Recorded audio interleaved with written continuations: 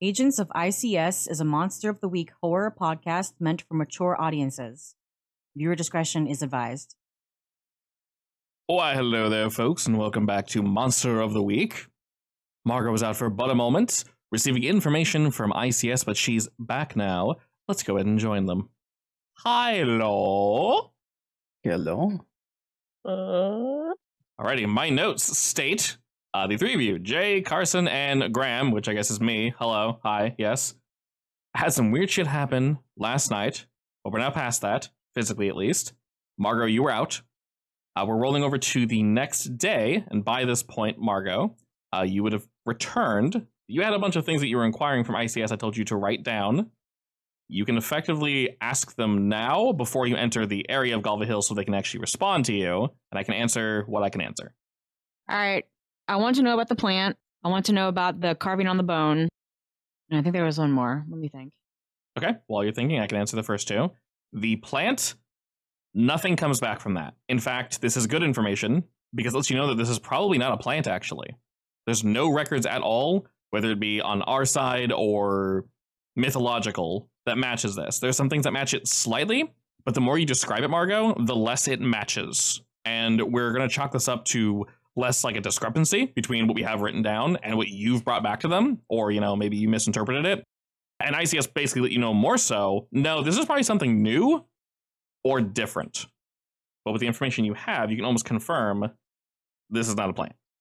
And then regarding the bone, the jaw, I forgot, you took like a picture of it, I assume? Yeah. Yeah. Okay. Either picture or he sketched this symbol or something, I can't remember. What we're able to glean from that is effectively a mixture of things. The runes that are carved into this bone are like protection runes, but they're more like offering protection, if that makes any sense. As if like we offer this to you, therefore protect us, like a deal. So it's not similar to, you know, if we're gonna go real simple like garlic or a cross, like get away from me vampire. It's more if you had a deal with said vampire and you know, donated blood to them. This is more similar to that. So what's the language? It's basically just an ancient runic language. Used by anyone? I'm really bad with geography. It is, I think it originates from, I want to say like northeastern Europe. I don't know how far like Europe spans. I think, is Russia count as Europe or no?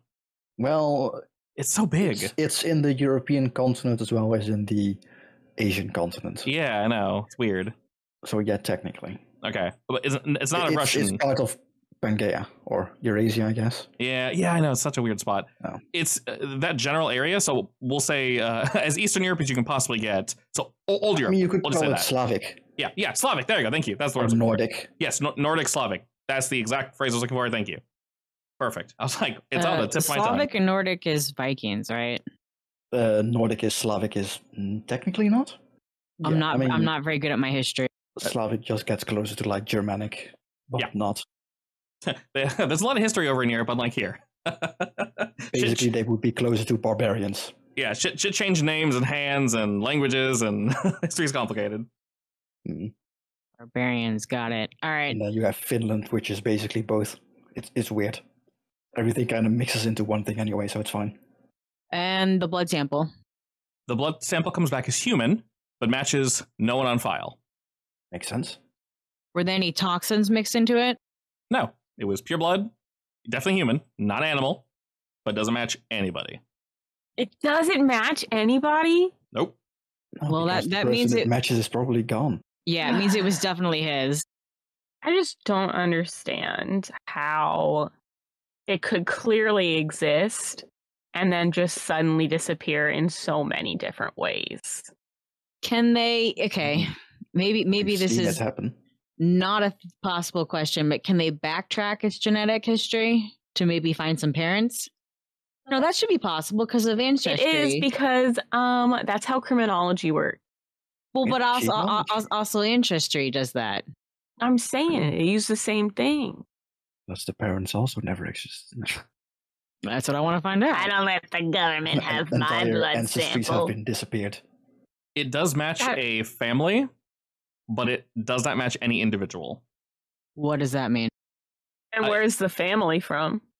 The family is, I say they're from out of town, from where we came from. Probably south, about 4 miles. But they do exist in that general. I mean, I don't think Graham or Finn rather said anything to Graham about his parents, did they? No. Yeah, didn't talk about his family too much, but this blood sample does link back to a Ryan family. His name was Finn Ryan, so that does indeed connect. They do have a child, but just a child, and that is not Finn. This other child is on record for existing. There's been nothing weird with them whatsoever. Finn never mentioned that they had a brother or a sister, but from what you can tell, this family only has had one kid. That's it. Well, I'm gonna go talk to him. What if they have a suspiciously empty bedroom? Exactly. I did find where I put the notes. I put them somewhere funky, so that was all three. Oh, where'd you put them? Did you put them somewhere funky thinking, I'll remember where this is? Yes, that is exactly what I was thinking. It's the second paragraph from the bottom. Oh, God, okay. Because I even looked, I'm like, where the hell did you put Margot this? returns to town to send text. Drawn pic of plant, photo of writing on bone, and blood samples. Okay, there you go. I'm dumb. That's fine. You eventually found it. So, does that mean that you're going to speak with their family as opposed to going back to Galva Hills? Or No, I'll go back to Galvin Hills. I don't want to leave them alone too long. Okay. Also, you have my car, so you better.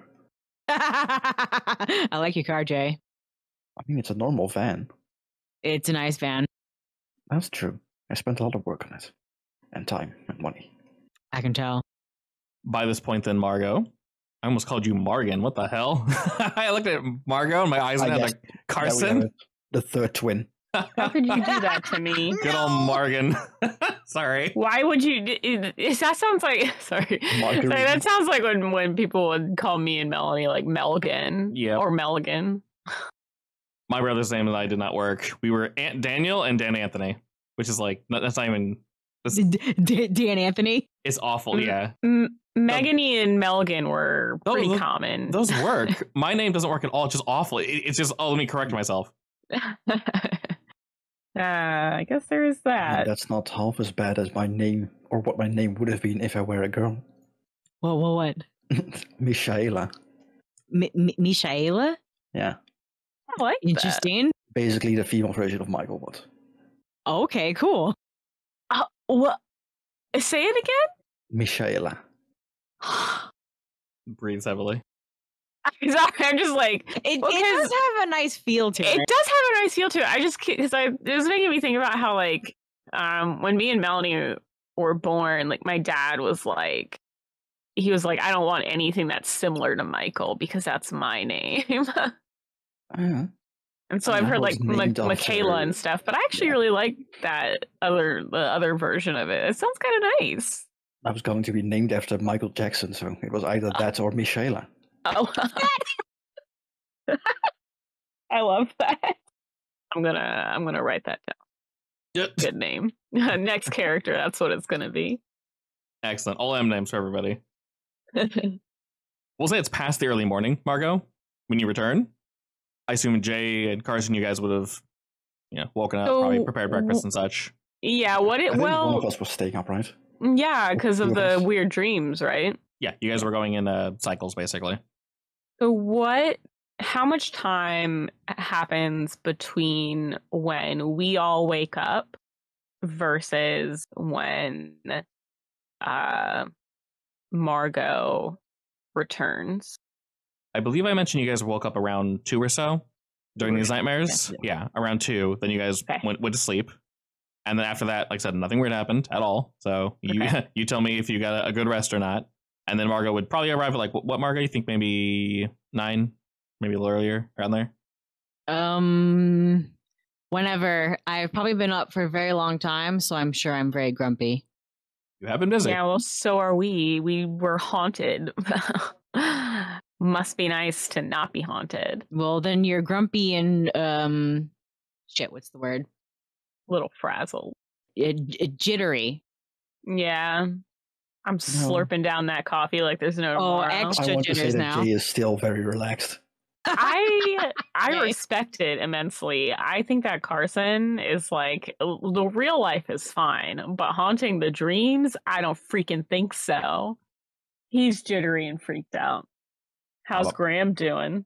Graham, you can tell he probably got all of his jitters out last night, but he wasn't doing well when he woke up. He's doing much better now. So good. Well, does Margot roll up to the hotel? What? Yeah. Which hotel room are we in? Whose hotel room? I think mine, right? Yeah. I think so, yeah. Furthest You from the should tree. try knocking on everybody else's doors. All right. I assume I brought breakfast. I will knock on the first empty door. You receive nothing. I will knock again. Ditto. I will go to the next door. All right, you eventually make your way to Jay's door. I'm on the other side of the hotel, aren't I? Yeah, very, very far right, yeah.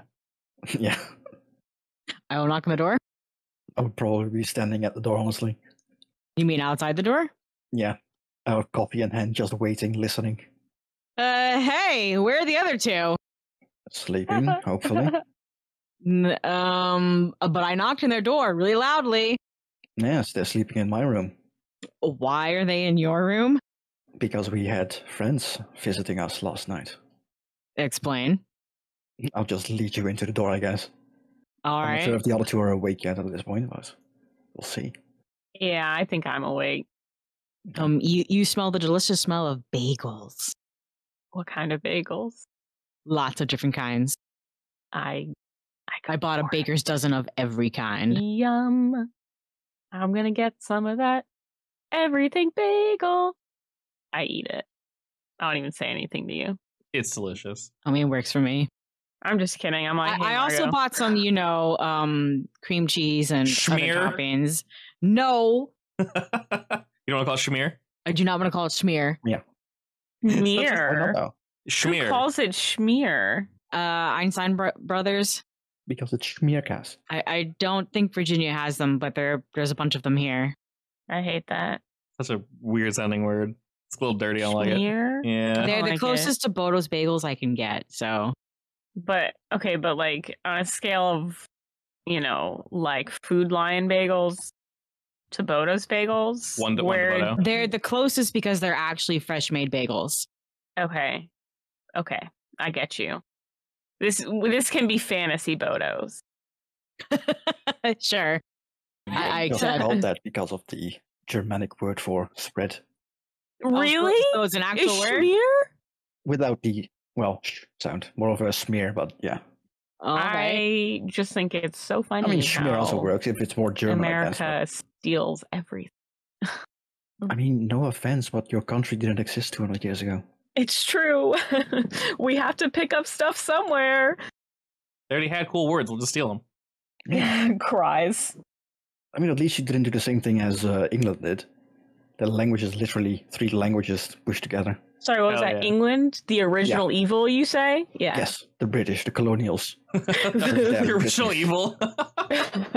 I can't say much about that because around the same time my country was not exactly nice either. I don't think anyone's. Let's be honest. I think everyone's country sucked at some point. Yeah. World history is a rough Mine go. was the other big colonial country. Oh, Christ. joy. Everyone sucked at some point.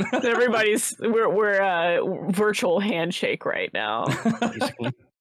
Love Alrighty. it. So we go to Fantasy Bodos, and Yes. Margot. Get some schmear. Yeah, get some schmear. You had your pick, Margot. Fortunately, because you were out, so obviously you're gonna be a little picky. Bring the good shit back. Got to back up the Perfect. team and all. Damn straight. I would just be pointing at the window with scratches. I'm just stuffing my face with that bagel and some of that immediately- horrible motel coffee. No, I brought some good coffee too. Oh, good. I And- throw and- the rest of it out. The And other orange kind. juice as well. Perfect. I drink that also. I get all of it. Well, I have deep dark circles under my eyes. I did not sleep well, and you can tell. I will come back to that in a second. I will immediately go look at the window. All right, as you do, basically everything that was explained to you, Margot, is indeed there. There are scratches on the outside of this window, and they let you know that there are similar scratches on every other window in the rooms you guys are staying in, at least. Is there design to these scratches, or literally just a tree rubbing up against it? They just look like Very scratches. sharp tree. It'd have to be a sharp tree, and scratching. It's not necessarily like one location that's been scratched over and over intentionally, but there are some places like that where one area has indeed been scratched a little too much. Keep in mind, this is glass, so obviously too much to just break on through. There is no hole in the glass, but besides, a tree just like what the hell's the word? Wiping. Yeah, like breezing against, just barely, just like kissing the window. That usually yes. doesn't leave scratches. Maybe like tiny little marks you can rub away. These seem more intentional. Mine was also next to the balcony, so a tree is not nearby. Yeah, they either were needing to cut this tree down or it was in major disrepair before y'all got here.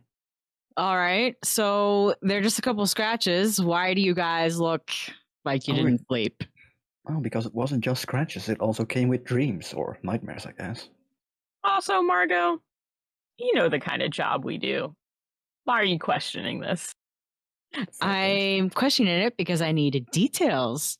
Oh, okay. I need the deets. I need the hot gossip. Right, well, I guess we explain it. Yeah.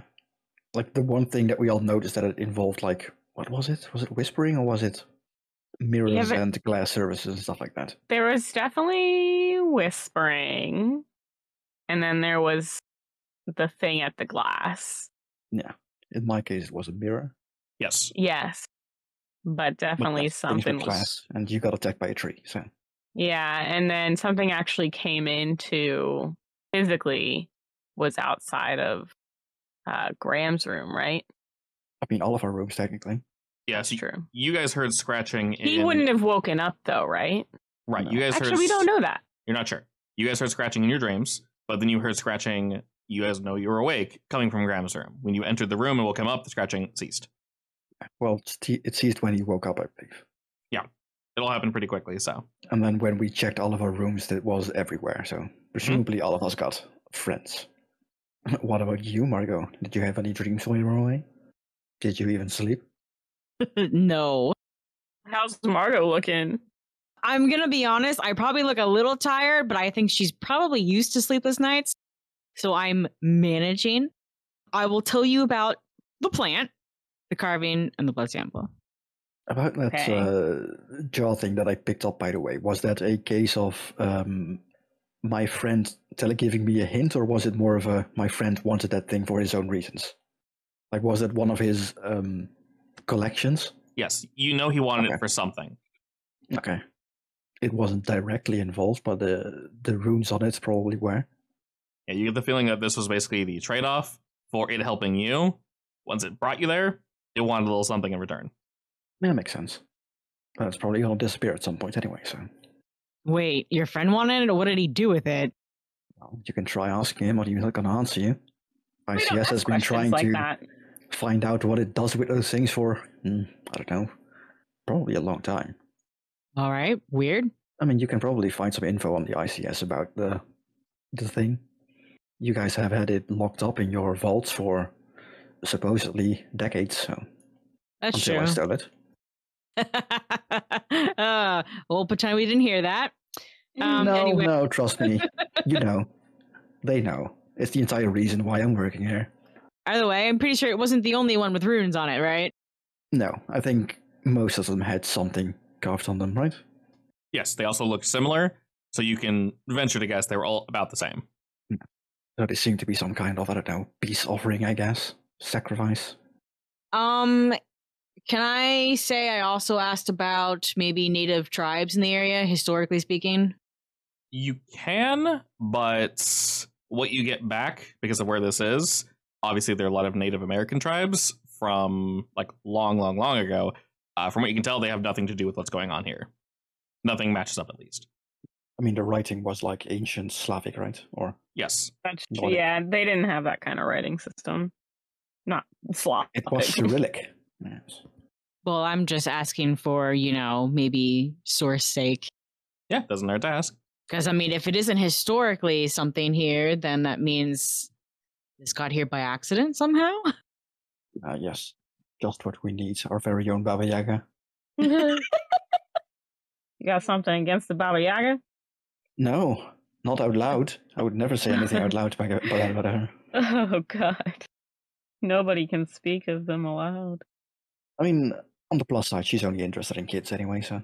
Yeah, as one does. They taste delicious. Yum! Alright, so basically... Oh, also we found someone else who was cut by supposedly one of those throats. I'm immediately interested. That is true. We did talk. We did that. That did happen. We're keeping an eye on her. She hasn't gone back into the woods or anything. There didn't seem anything wrong with the wound itself, aside from it being itchy, I guess.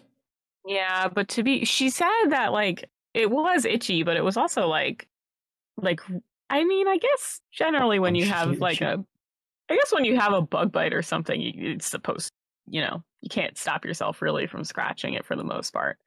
But I was gonna say, like, was it weirdly itchy? Like she was compelled to keep touching it, or is it different? Like in the same way that a bug bite would itch. Always the case? That's what I'm wondering. How do we know if it's weirdly itchy versus from the regular way God described it? It seemed weirdly itchy. Well, anyway, the only thing we can do right now is keep an eye on her. Well, we can have Graham do that while we go back to the source. We could do that. You want to go back there? Truly? I don't. We kind of have to. Yeah, we kind of have to, but at the same time, I don't think we got out of there without a lot of luck. Yeah, like I'm not gonna lie to you. I'm a little nervous about it. I don't think we need to get ourselves a sample though, but at the same time. Yeah. Like if anything, I think we need to find some kind of assurance. Assurance of what? I don't know. Like a protective charm, I guess. Oh, yes. That's fair. Because, well, looking at the bone, the jaw that we picked up, it had protection charms. The real question is, was it protecting the thing or was it protecting the people? So from that, learning that it was like that Slavic runes. My understanding, it was that thing we walked into was protecting whoever left the bone. Was protecting who left the bone? Yeah. But from what? From the thing we encountered, or was it protecting us from the thing we encountered? Well, to be fair, the bone is there now. Or was there. It's so clearly, if it was protecting the person, it didn't work for very long. Also, we did get those dreams while the thing was in my bathroom, so... Yeah. Oh, that's a good point. I'm more inclined to believe, actually, that this bone is supposed to protect something using that creature. Oh. I didn't even think about that. That's got me wondering if someone is messing with something in the area. That they shouldn't be? Yeah, like a construction spot. In that case, we're going to have to go down the path again and not run away this time, hopefully. I guess we could bring bigger weapons. How about that sword? Is that lady, is she visiting from far or from nearby? I think she went out hunting with her brother, so presumably not too far, but at the same time, a distance. She wasn't from this town, at least. No, she was visiting. She was visiting. Yeah. All right, well, that kind of rules that out because it would have to target someone nearby. Oof. I do really want a sample of this not plant, though. I know. So do I. Yeah, we have to go back and get it, I guess. And yes, I'm bringing my sword this time. I'm not going to stop you, that's for sure.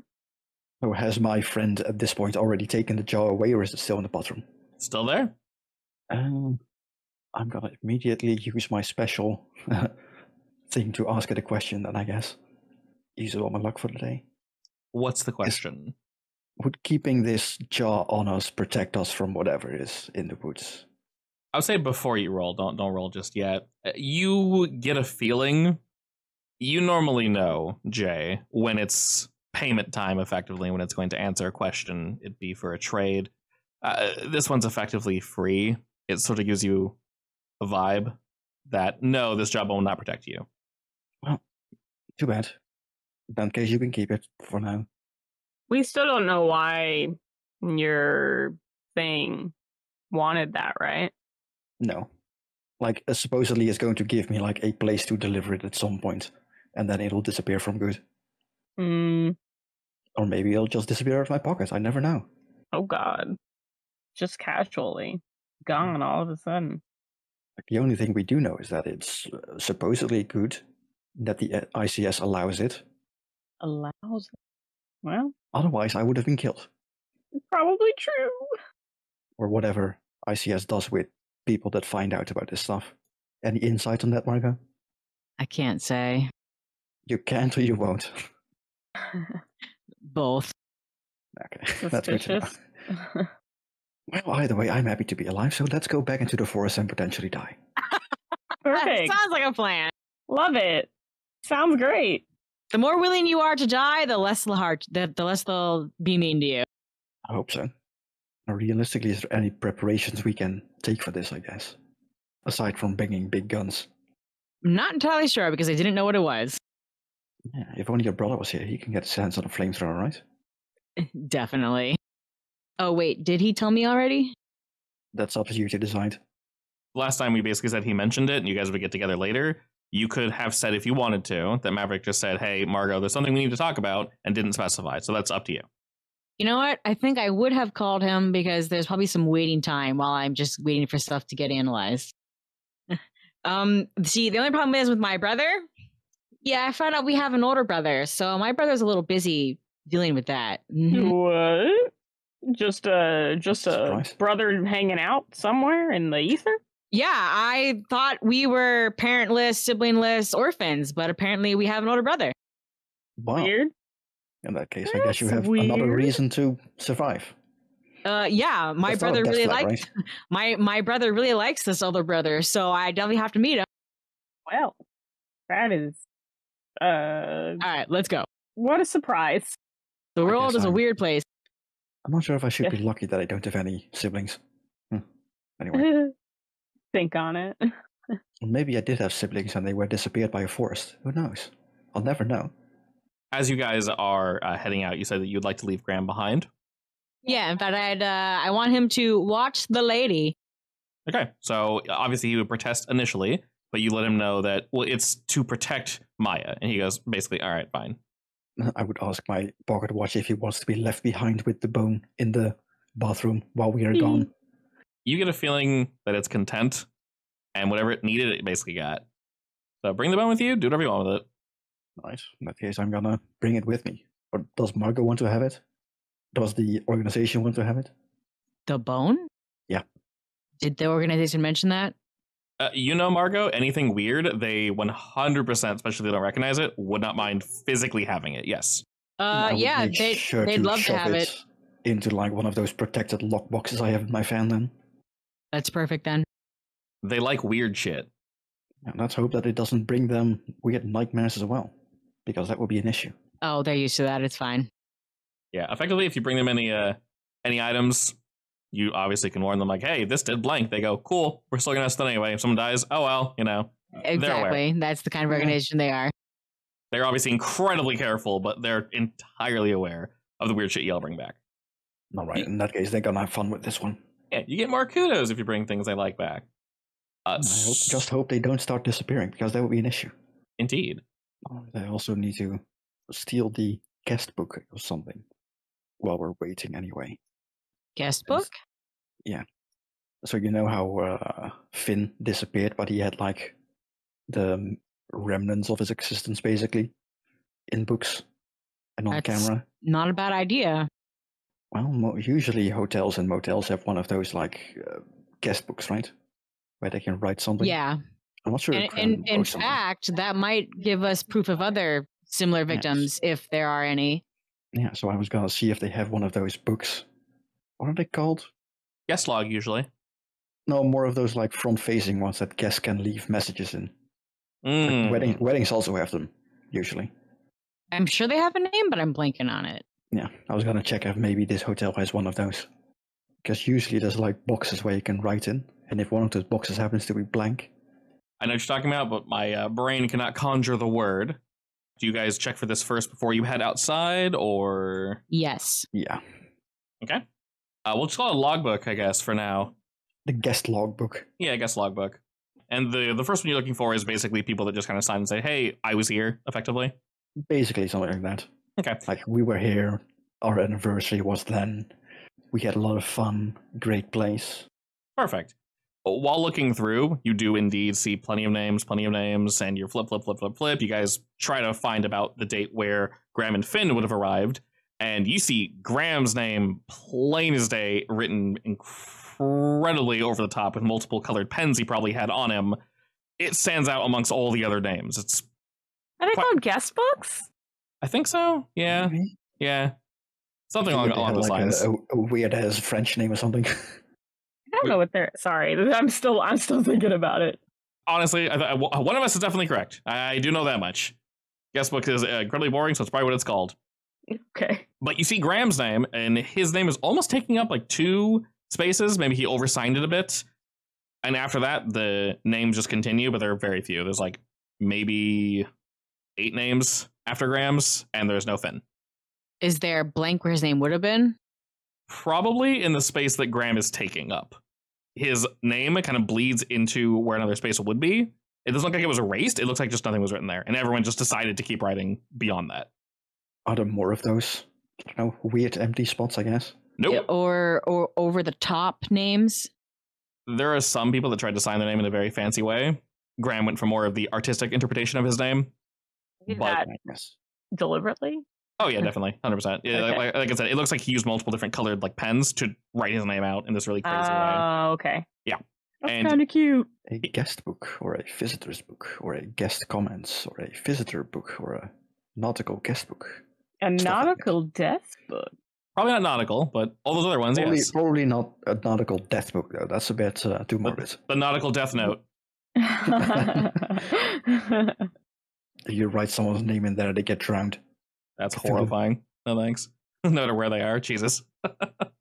Instead of like Shinigami, you get literal Cthulhu joining you. Oh, joy. So yes, you guys see this log. There is technically a space for Finn's name, but it is blank. And there are no other blank spots in this guest log. It is just name all the way down. And how far back does this book go? A couple years. And you can probably tell that this is probably, 3rd, 4th, maybe, you're not sure how long they've been doing this type of thing. But this doesn't look like the first one or the only one. Weird. I mean, it's starting with Finn is weird, but I was expecting there to be more of these cases. But unless it's like one of those, cycle things. It happens once every 100 years. That's possible. In that case, we would have to check out older books, I guess. Maybe they keep those. If we get back, we can always, take a peek in their back room. Yeah, I'm sure they won't mind. Is this resort that old? The town is. It looks like it was intentionally built this way, but not just because it looks nice and rustic. It looks like that's probably the building materials they had. They intentionally wanted to live out here, and while there is age shown in all the buildings, they are not dirty or under disrepair. So they're trying to keep this look up. For the most part, they haven't really replaced too much wood and stone. But if things have been replaced, they're trying to keep it traditional looking. Okie dokes. Anyway, let's go back to the forest. Alrighty. Did we want to prepare anything before you went in? I don't have any abilities for that, but all I have is a car, man. That's all I can do. Yeah, I assume the only difference is just bringing your sword this time, Margo? Yeah, well, maybe I'll check my skills. Can I use my fortune skill? What's that one do? I want to see what the future holds. Of course. Roll plus weird. Oh. And 11. Alrighty. Nice. On a 10, hold 3. Sweet. Ooh, that's nice. Spend your hold 1 for 1. 2, have a useful object ready, be somewhere you're needed just in time, take a +1 forward, or give +1 forward to another hunter, or preemptively warn someone about an attack so it does not happen. Hold means literally that. You can hold on to these 3 points, just remember that you have them, and you can use them when you want them. Okie dokes. Now I'm ready to go. Yeah, so for example, if you explicitly said, I go out bringing nothing, and blah, blah, blah, and like, oh no, I'm being attacked, you could say, this item just happens to be next to me, like, oh, there's a knife I find in the woods, someone left behind, and yes, there's a knife. You found it, good job. You can stab somebody. Use your hold to randomly find one of those finds. Hey, if it's useful, it's useful. Alrighty, so as you guys are heading out, and Margo, you're thinking about the future, the 3 of you are greeted by an older gentleman just outside of Season's Comfort. He is hunched over. He has a gnarled cane and small glasses that slip down his face a couple times before you were all able to approach him. As he's on the road down, he fixes them a few times, turns to you all and gives you a quick wave and kind of waddles his way over to you and goes, hello there. Hello. What brings you here this day? Well, I was about to ask you the same thing. You 3 are new in town, I hear, yes? Yeah, we were asked by a friend to look into something. Oh, and if you don't mind an old man asking questions, what would that something be? I'm the town elder here, if you wish. My name is Stephen. Oh, Really? Stephen, my name is Margot. Town elders, really? Yes, I am the oldest living person currently in Galway Hills, so that, well, bestows upon the title elder. I honestly didn't expect anyone to still use titles like that, but that's interesting, yeah. Yeah, we prefer to keep up tradition if we can. And, silly me, I was unable to greet the three of you. You seem to be moving around quite a bit. Normally, folk don't just charge right into the forest like that. Eager to adventure, I assume? And a little impatient, yeah, I'll be honest. It is quite beautiful out here, I can't blame you. It is, yes. So, is there anything I can help you all with? Why did you come out here to Galway Hills? I'm sure you can tell we're not exactly a hot spot for tourism. Well, our friend had a friend who went missing. Oh, missing in the woods? We're actually not sure, but they were here, so we're investigating all our, Checking every avenue? Avenue, yeah. Oh, I see.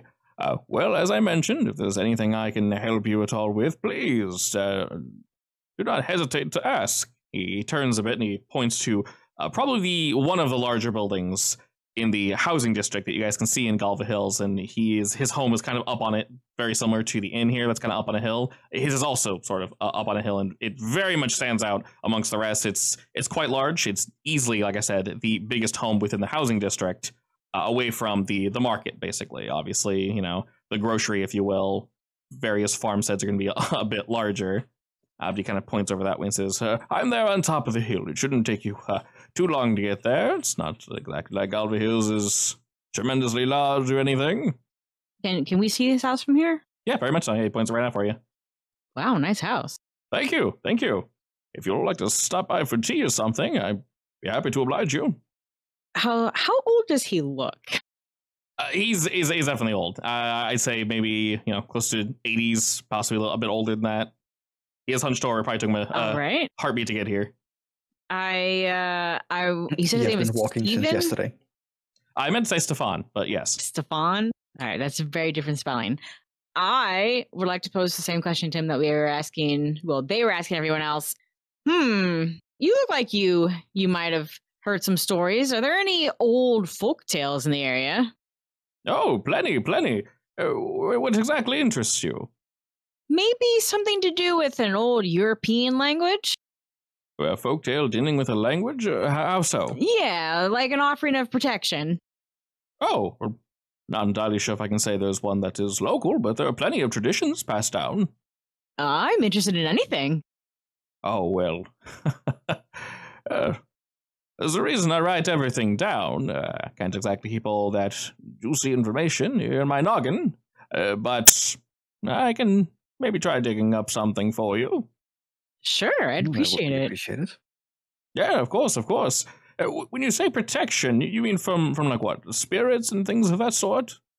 Something like that. I would assume so. Like fairies, like fairies and such. I would assume so, but like I said, I'm interested in anything. You know how places like this usually have stories about, forest spirits and stuff like that. Oh, of course. Yes. I mean, I've spoken with some folk that claim they've seen various lights, similar to probably a will-o'-wisp moving throughout the forest. Quite beautiful they are. If you see them, please let me know. Describe them to me. We haven't seen any yet, but we'll let you know. Well, they are quite mysterious. They don't exactly pop up every day. On that note, have there been any unusual animal attacks or sightings? Not that I can recall, no. As long as you're careful out there in the wild, and nothing should harm you. And I'm sure you were reminded, if you are to go hunting, you just need permission, not from me. There is a hunting lodge you can swing by if you'd like, and they can get you all situated. Of course. Yeah, they told us. Yes, I probably don't need to go over that again. But, because of that, things are quite well regulated here. We've not had any strange animal attacks. Sometimes animals will wander through the village, but they are surprisingly calm. I mean, some bears will, move about, but you won't hurt them, they won't hurt you. You merely scare them away, and they'll turn tail and run. Interesting. I mean, from what we've noticed, the animals do seem to be weirdly used to us, I guess. Yes, weirdly calm. We practically ran into at least two of them. Oh, well, that's not really too surprising. We don't really hunt too much in these woods here. I'm sure you can tell. We choose to be out here. There's not really any technology, no television or anything of that nature. We do have, I'm sure you notice in some shops, the occasional radio, but it's not like we pick up any stations from the outside. We have some folk that will, move out into the big city where you're all from, and they'll bring back some music, and then we'll share it with them. Things of that nature. But other than that, we don't have much. We choose to live with our surroundings and with nature. So we're comfortable with them. They're comfortable with us. Makes sense. Oh boy, I bet they have interesting traditions here, all right. Oh, aside from old stories and lore and stuff like that, do you also happen to have more information about the different caves in this area? Information? How so? I would say to steer clear of most of them. We have cleared some ways so that they are easily seen, so that you don't go into them. I don't want anyone falling and getting hurt. I'm also interested in, I like etymology. Like, how do they get their names? Stuff like that. For instance, I'll bring out the map that I have, basically, point out the big one we went to. Like, this one is named blah, blah, blah, for instance. How did it get its name? Oh, quite interesting. Well, I would say most of the names, if not all names here, were probably passed down by our ancestors. So my father and his father's father, and so on and so forth. Right. Well, if you can find any, books or tales about those, that would be great for me. Yeah, of course. To my knowledge, it shouldn't be too lost of a language. I do believe most of it's Slavic in origin. Can we come visit you tomorrow? That would be perfectly fine with me. You all like tea, I assume? Love it. Any specific meats, dairy, or bakery items you enjoy? I can have them whip up something for you. I'm a huge fan of pork. We'll get right on that then. I'll eat anything. You're very accommodating. Thank you. We don't see guests up here very often. We like to spoil them a bit, show them part of the way we live out here. Makes sense. So far, it has been enjoyable. If I like it, I'll tell people to come back, right? Perfect. Absolutely perfect. As long as you're happy, I'm happy. Good to know. All right, well, we will see you tomorrow then. Perfect. I'm just doing the rounds, and he kind of points down the hill, essentially the opposite direction y'all are going, and it looks like he's just going to go just hide everyone in the morning, basically. And I'll start leading the way. All right, you guys head one direction, he heads the other, and gives you guys a quick wave as he moves on to one of the shops. He's like, oh, good morning, and then kind of does his thing over there. Did we want to, drop by the hunting lodge and see if they have, weird information about animals that they might see at different places? You mean, if they follow certain patterns? Yeah. They usually also have, areas don't go here because there's black bear sightings. Yeah, we can do that. All right, you guys are able to indeed swing by the hunting lodge. And do you approach the counter individuals here basically saying you want a hunting license, or you just want information? Information. I don't want to kill anything unless I have to. I think Jay would say, or at least ask, in self-defense is fine, right? Yes, they let you know ahead of time that self-defense is fine, but don't get in that situation where it's required, if you can help it, of course. Yeah. And how expensive is, a hunting license for, a week, I guess? Depends how long we're staying. Sure, yeah. There's a rather large woman in the back. She's fairly beefy. Clearly, she's most likely involved with the tannery as well. As you can see, there are many skins that are held up. There's some heads and busts and stuffed animals and such. Not stuffed animals, literally. What's it called? Taxidermy. There's some taxidermy up, and it's all signed under the same name. Presumably her, because she has a little name tag that has indeed the same name on it. And she gives you all a quick greeting. She indeed relays that information to you, Jay, essentially, and you know that self-defense is perfectly fine, but please do not move away from them. Don't shoot first. For the most part, they'll just walk away, I promise. If you're super in danger, though, get to blasting, but let us know. And then in terms of the license, it is a reasonable price for a week or a month. For folk like you, since people don't normally stay longer than a week or a month, the minimum is a month. But if you want to live here, that's completely separate. But you must live here for a local hunting license. You know what?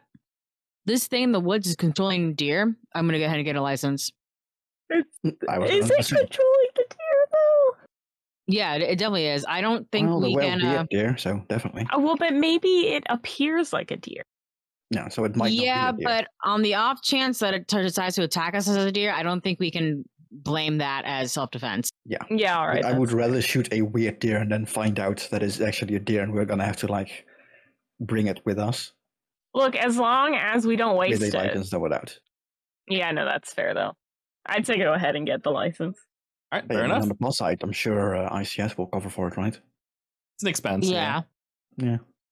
Margaret says, shoving her mouth. Oh, trail mix. Trail mix. Is it like a per person license?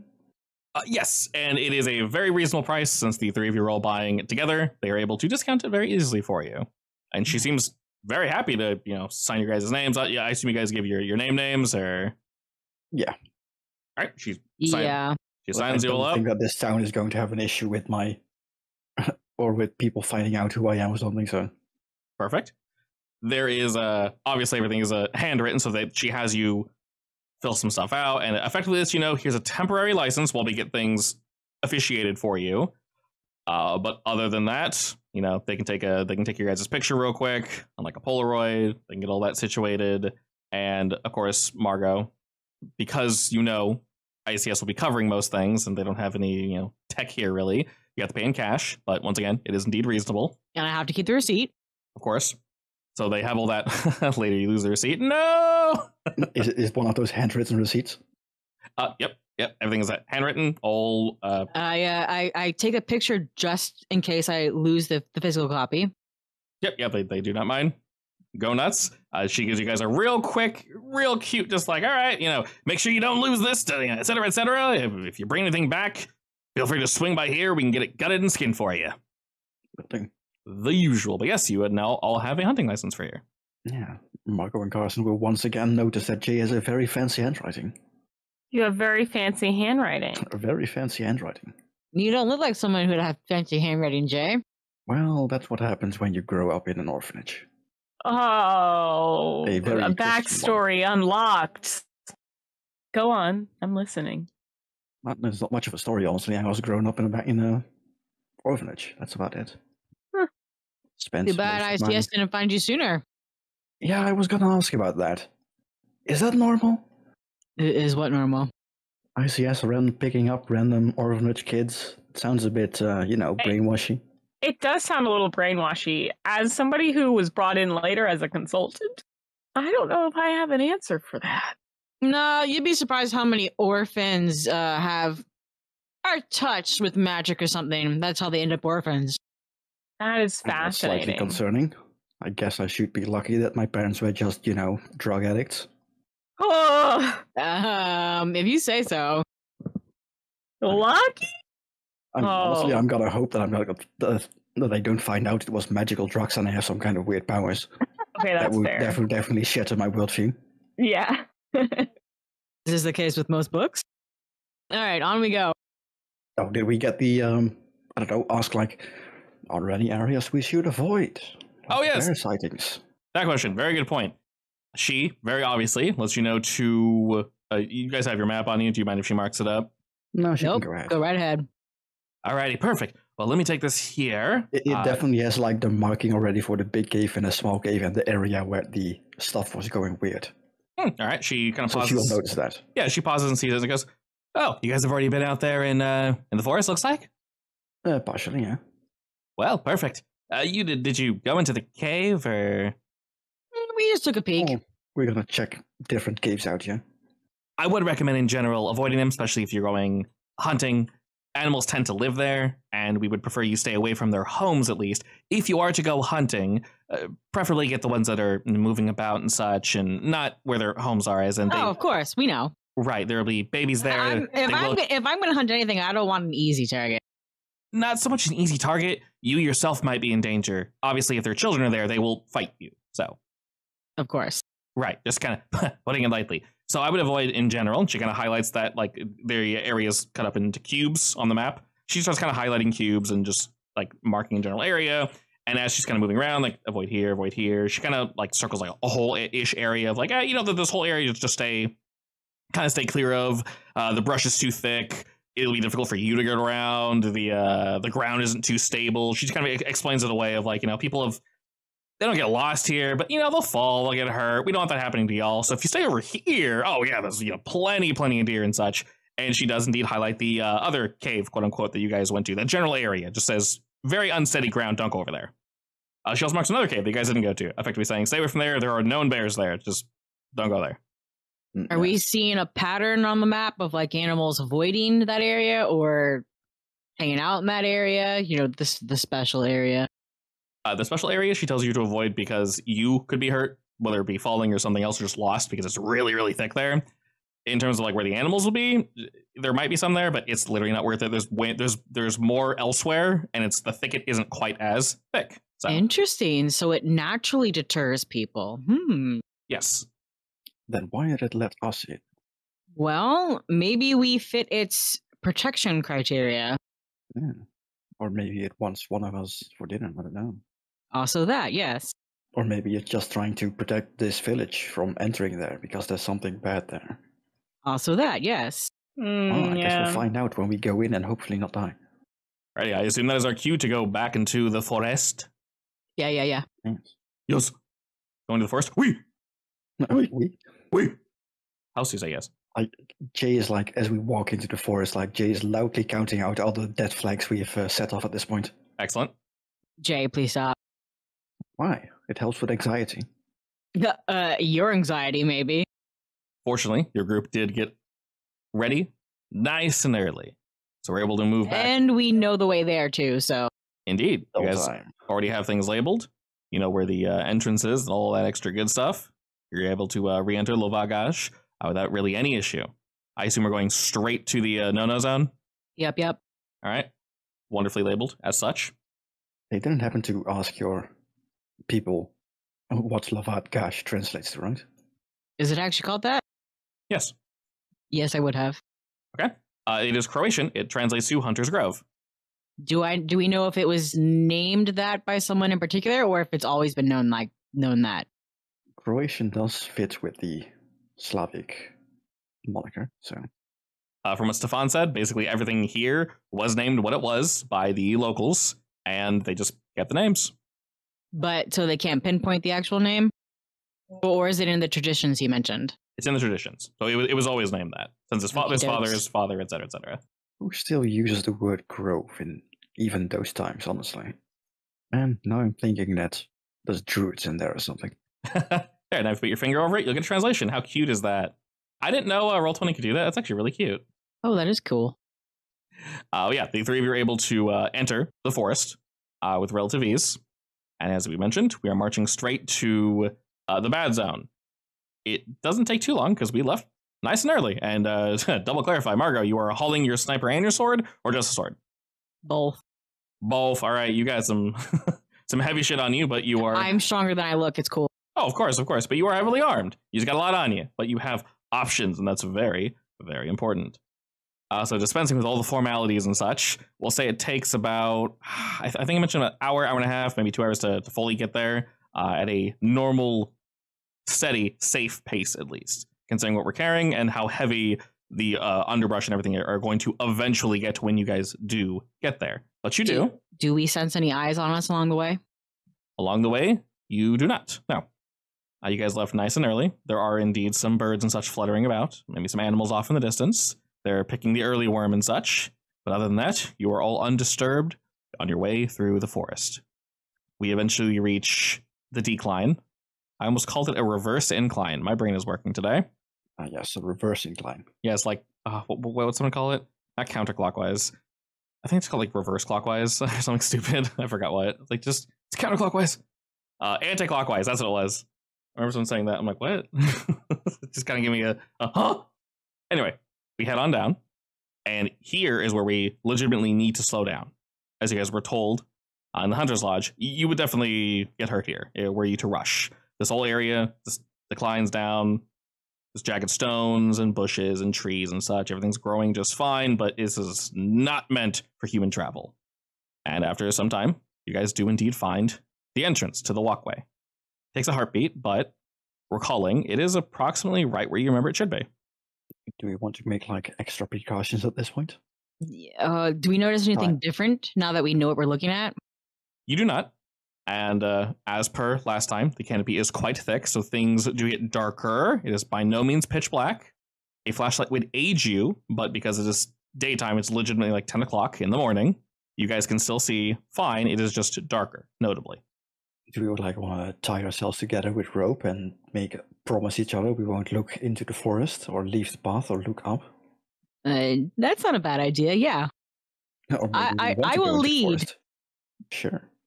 Please tie yourselves together. That way, if one of you get grabbed, I get all of you. No, I'll just shoot the rope. No. No. My snack on a rope. Alrighty. Margot leading. You all move deeper and deeper into the bocage. And as you do, fortunately, things have leveled out. As I mentioned before, the underbrush here completely swept away. This is not a stone walkway. It is dirt, but it's smooth. There's nowhere to trip. You don't really see any animal footprints or anything, but you guys do see your prints from just the other day. Also, if we come across any more carvings along the way, just hanging willy-nilly, I do want to snap pictures of them real quick. Of course. I mean, that includes looking up there, so. And moving around, being the front of this wonderful train, Margot, I'd say it takes about 5-10 minutes of walking down this pathway at a reasonable pace. We're not rushing. You do hear the telltale sound of bones clinking in the wind. And you guys know this is just about where y'all turned around last time, where Jay grabbed the first one. All right. Do we see any plants coming out to creep at us? You do not. Yeah, you want a picture, right? Yeah, I'll take pictures. Moving in a bit further, you notice there are more of these. Some are on thigh bones, calf bones, ribs, it looks like. But primarily jaw bones. Plenty and plenty of jaw bones. Split down the middle, right and left, and they clink against each other. All of them look very similar to the one that Jay found, and very few of them have any meat or life clinging to them. They're all pretty much picked clean. And after you snap your photos, this windy road does lead on for quite some time. After about a few more minutes of you guys walking down it, you do hear some leaves crunch underfoot just outside of the pathway in the woods. Can we see it? You look over to your right, and into the woods. All you notice, Margot, is the trees are really tightly packed together. You don't see anything. Not even the freaky deer? No freaky deakies. Yet. Yet. Is anyone there? Your voice is strangely muffled here. Why would you go talking to the woods? Because I'm curious. That's my job. I mean, sure, go ahead. It almost sounds like you're speaking in a room with insulation. It doesn't really echo at all, or reverb. It just kind of stops. No one returns your hello. You know, if this was a place of protection, I was hoping for a warmer welcome, but I guess we'll just keep going until we find someone, and I'll start walking again. To be fair, you aren't speaking Croatian. True. Makes me wish I was better at languages. Do we have cell service here? Definitely not. I Google Translate. Can we have a babblefish? I laugh. All right, you all continue further on in. And with Margot leading the way, is your weapon drawn, or are you just ready to pull it out if you need to? I'm ready to pull it out. I don't want to appear too threatening quite yet. Okay. It She's is doing like the weep run with one hand on the sword. It is really big, so that would be a very awkward image of Margot charging through the woods with the sword out. So yes, that's definitely more acceptable. Upon walking a bit further, you come across something that you've not seen yet. The path begins to open. And it opens into a circular clearing from what you all can see. And all along this way, Margot, your group has heard something moving about in the woods, about the same distance as the first one. And if you were to call out to it, it would not respond. You just hear like a step, and then nothing, maybe a couple minutes later. Like it's following us? It seems to be coming from all around, almost as if it's walking away, walking maybe somewhat closer, which would probably give you pause. Can we tell if it's bipedal or quadpedal? It's difficult to tell. Sometimes you hear 2 steps, sometimes 3, others 6. It sounds as if it might be deer or deer adjacent, but like I said, other times you just hear 2 steps, very similar to a human, just da-da, and then just like walking and stopping, and then nothing. But looking to the woods, you don't see anything. And now, up ahead of you guys, there is a rather large opening. I'd say about 50 feet by 50 feet or so. And at the end of this large opening, you do indeed see a cave. And this cave is completely surrounded by other bushes, shrubberies, and trees that are growing out of it. It is completely pitch black in said cave, and you can just barely see probably stalactites, the tites that are hanging. There's some stuff in there, but it's real difficult to see inside this cave. Does anything resemble teeth? I mean, stalagmites and tites definitely resemble teeth. Do you mean like teeth? Yeah. Not that you can see, no? The home of the tooth fairies. I mean, at least it isn't like a house on a chicken leg. What? Well, there's nothing scary about that. Are you sure? That's where Baba Yaga lives. It's also where Hal lives. Yaga, Margot? I mean, Baba Yaga's not something to be afraid of, is she? Yes. Yeah, Margot's sitting here like, well, I either get a really hot guy or I die, so that's fair. Yeah. I'm thinking of the... There are only... The world is black and white. It's either... Children. That one. Yeah, I'm not a child anymore, so we're good. She's pretty terrible in general, Margot. Wait, aren't you like 19 years old? That's not a child. No. That's basically a child. Margot's not 19. She's like 20-something, right? Or was she 30? Yeah. I'm 23. Okay. Who's 19? I Is had that to your check. other character? Yeah. Probably, yeah. Yeah, her Wait, city who are you playing in the other one? Her City of Mist characters. Yeah, which 19. other one? That one. Yeah. They're 19. Roxanne is 19. Sorry, I got a little confused. I mean, I like that age range, so. The YA. Yeah. Blossoming into an adult.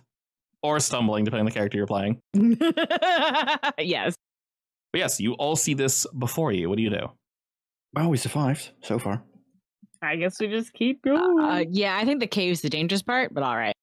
I mean, We're it in the could be middle of worse. a weirdly spooky woods with a magical pathway in a circular environment in a circular open. Can I read a bad situation?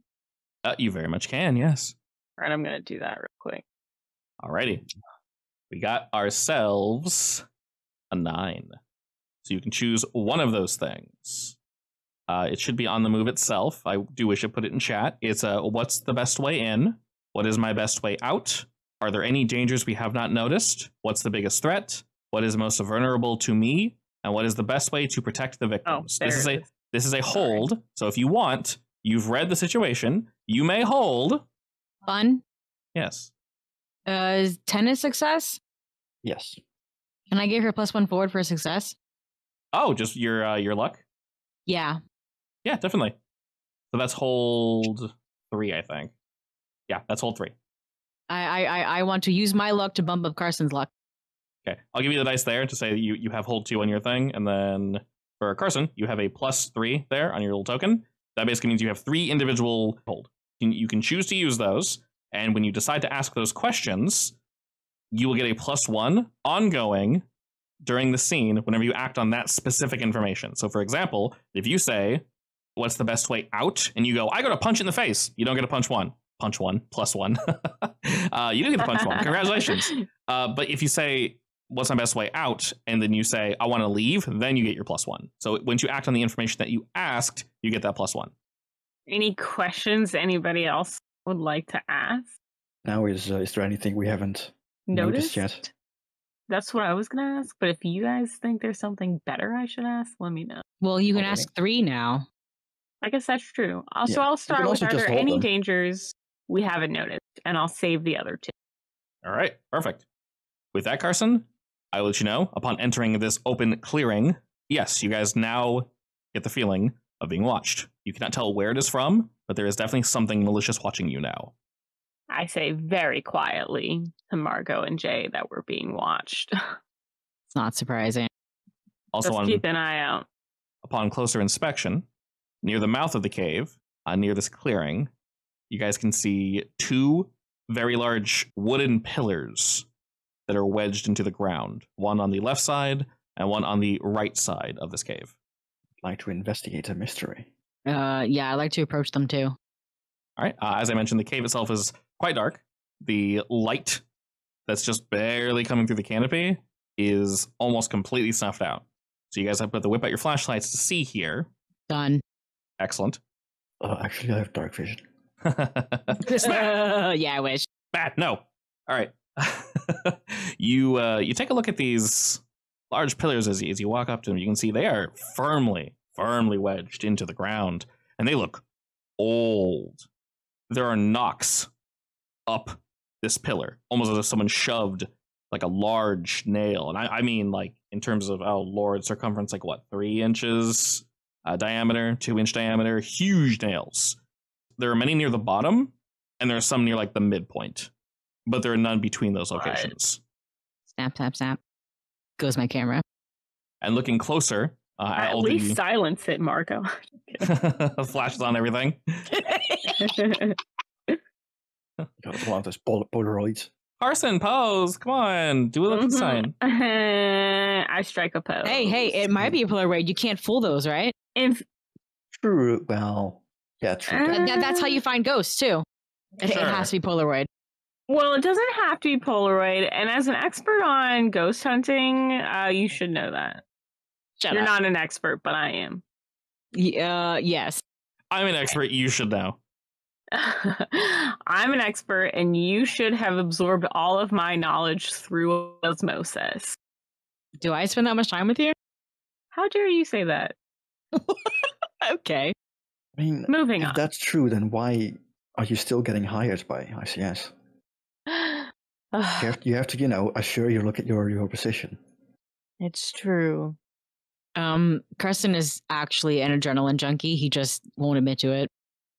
Yeah, who doesn't love to be afraid? He approves of that. All right, well, I guess we keep going. To go back and finish describing the pillars real quick, there's nothing necessarily carved into them. They look ancient, but these holes are darker stained than the rest of the pillar. Like old blood stained? Yes. Yes, I was going to investigate a mystery here, so let me roll that real quick. Sure thing. Are you looking at the pillars specifically or the general area? The pillar specifically. Well, okay. Yeah. The pillars and like the cave area. That seems to like be a general interesting location. Sure. Hey, look, another 9. Excellent. All right. Remember that when you investigate a mystery, you can ask me anything, but there is a list of recommended questions. You don't have to use that, but you can if you wish. So I was going to ask, like, what is being concealed here? Like, is there anything more details about what's happening with these pillars, stuff like that? Yes. As you kind of flash your light around and look up and down the pillar, and you turn to look at the other one, your light catches on something inside the cave, just ahead of you all. And as it does, you hear a very low, just a sigh. Like humanoid? Sounds humanoid, yeah. Like pain humanoid? Indeed. The person sounds like they are desperately in pain as your light flashes past them. You didn't see any skin or anything, but it flashed off of something, clearly. Doesn't go in too deep. I think there's someone in there. I immediately charge in. At least pull out your weapon first. I did. Sure, she has it. No, all right, I'll keep watch on the outside. I guess I'll follow Margot as backup. As you're keeping watch, and the two of them move in, both Margot and Carson come across a very disturbing image. Both of you, Margot and Carson, please roll me keep it together with plus cool. Ooh. Nice. I wasn't sure if it was going to be stress or panic. Less nice. Very nice. Okay. So, Carson with a 13, you're able to hold it together. And Margot, we're going to go ahead and mark 1 stress. Where would you like to drop that bad boy? I will do stress. I don't think this is appropriate to get angry yet. I agree. And now for the reveal. As you guys move your flashlights up along this figure, you don't see them for a moment. In fact, they almost blend into the walls of this cave. But you hear something dripping to the floor now. And as you move your flashlight fully up, you can see that there is a body as it shifts amongst the light, held and hung up by something you can't tell. It's too dark. It might be vines, it's something close to that, but there's too much blood on whatever this is holding him up. First thing you see is the individual's face. Is it Finn? It's not Finn. Oh, but it's still a person. It is indeed still a person. This could also be what happened to Finn. They are very pale and gaunt, and all you can see is their face. And the reason for this is all around, starting from behind their ears, covering down their entire body, they are covered in a single scab. Like they had their skin peeled off or something? That wouldn't normally look like this, but their entire body, except for their face, is one giant scab. And as they writhe at the light, you can hear some of it ripping, and he's beginning to bleed again, and that's causing the moaning. Oh, that's gross. Is there a way to cut him down? There is clearly something holding his wrists up. Upon closer inspection, it looks like there's something pinning his feet against this back pillar that looks like almost as if it's like wedged into the cave itself. Like two giant nails are stuck through his feet. And then there's something holding up his arms above his head. Wait, so there's more pillars inside the cave? Looking around, you can see that there's one more besides this one. So there's a total of 4. Is he pinned to one? He is pinned to one of them, yes. You can see the like little wisps of blonde hair kind of cutting out through the scabs, but it's barely any. Oh my god. And he's almost not really recognizing you guys are there. He's still just kind of moaning and wincing at the pain, and his eyes are just fluttering. He doesn't even look like he's here mentally. Geez. I mean, ooh, God. Even if we weren't being watched by some malicious entity, and even if we were able to get him down, would we even be able to get him, like, help? I.C.S. specializes in this, assuming he can survive till we get there. That's what I'm saying. Okay, so what else do we see around the cave? Does it lead further on, or is it a dead end? After the shock of this pauses, the cave does indeed move back further and further. Suddenly, though, a waft of something putrid strikes your nostrils. You didn't really notice before, but it's beginning to waft stronger and stronger. And Margot, you're very familiar with this smell. It smells like death, rotting innards. Are we in something's stomach? Are you sure? You're not getting a feeling as if I'm in something's mouth, no. Okay. You're very adamant on this, and let me confirm, no, you're not in the mouth. Okay, thank God. Remember, Carson. I think I have told you my fear unintentionally. Yeah. That's fair. You still have that 2 hold, Carson. You can ask those whenever you wish. And so what, okay, can you re-describe the scene real quick? Yes, you guys are essentially in a cave that the walls themselves, they look to be stone, but they're really dark. They're somewhat slick. It's really difficult to describe. They look like cave walls, but to clarify, Margot, it's not a mouth. There looks like there's stuff, meaty substances on the walls, though. And you see other things hanging from the ceiling as well now that you're in here.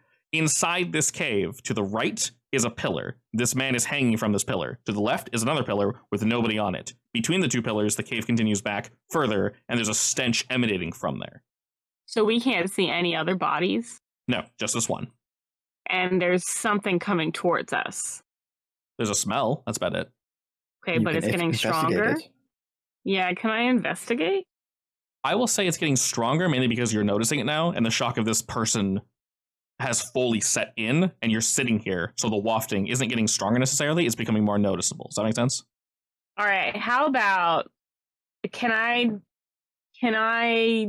ooh, God. I was going to see if I could trust my gut to see what to do next, but if I fail, that would be terrible. I'm already in a dangerous situation. Go ahead. She get a +1 for the ongoing for the read a bad situation if she did a trust your gut thing? If the things she's trying to do is based off of the question, then yes. Well, the question was if there's a danger lurking around here, right? Yes, yeah. So if she's specifically reacting to or looking for a said danger, then you get a +1 to that. Yeah. I mean, I don't think that the smell is directly related to the malicious entity, right? I'm inclined to say it's probably the stuff farther back. The effect of what's been happening here. Maybe. I was also going to, read a bad situation, like see if anything changed when they went into that cave. Yeah, go for it. Come on, 11. Jay. Nice. Man, why am I so good at this? I want fails, damn it. No.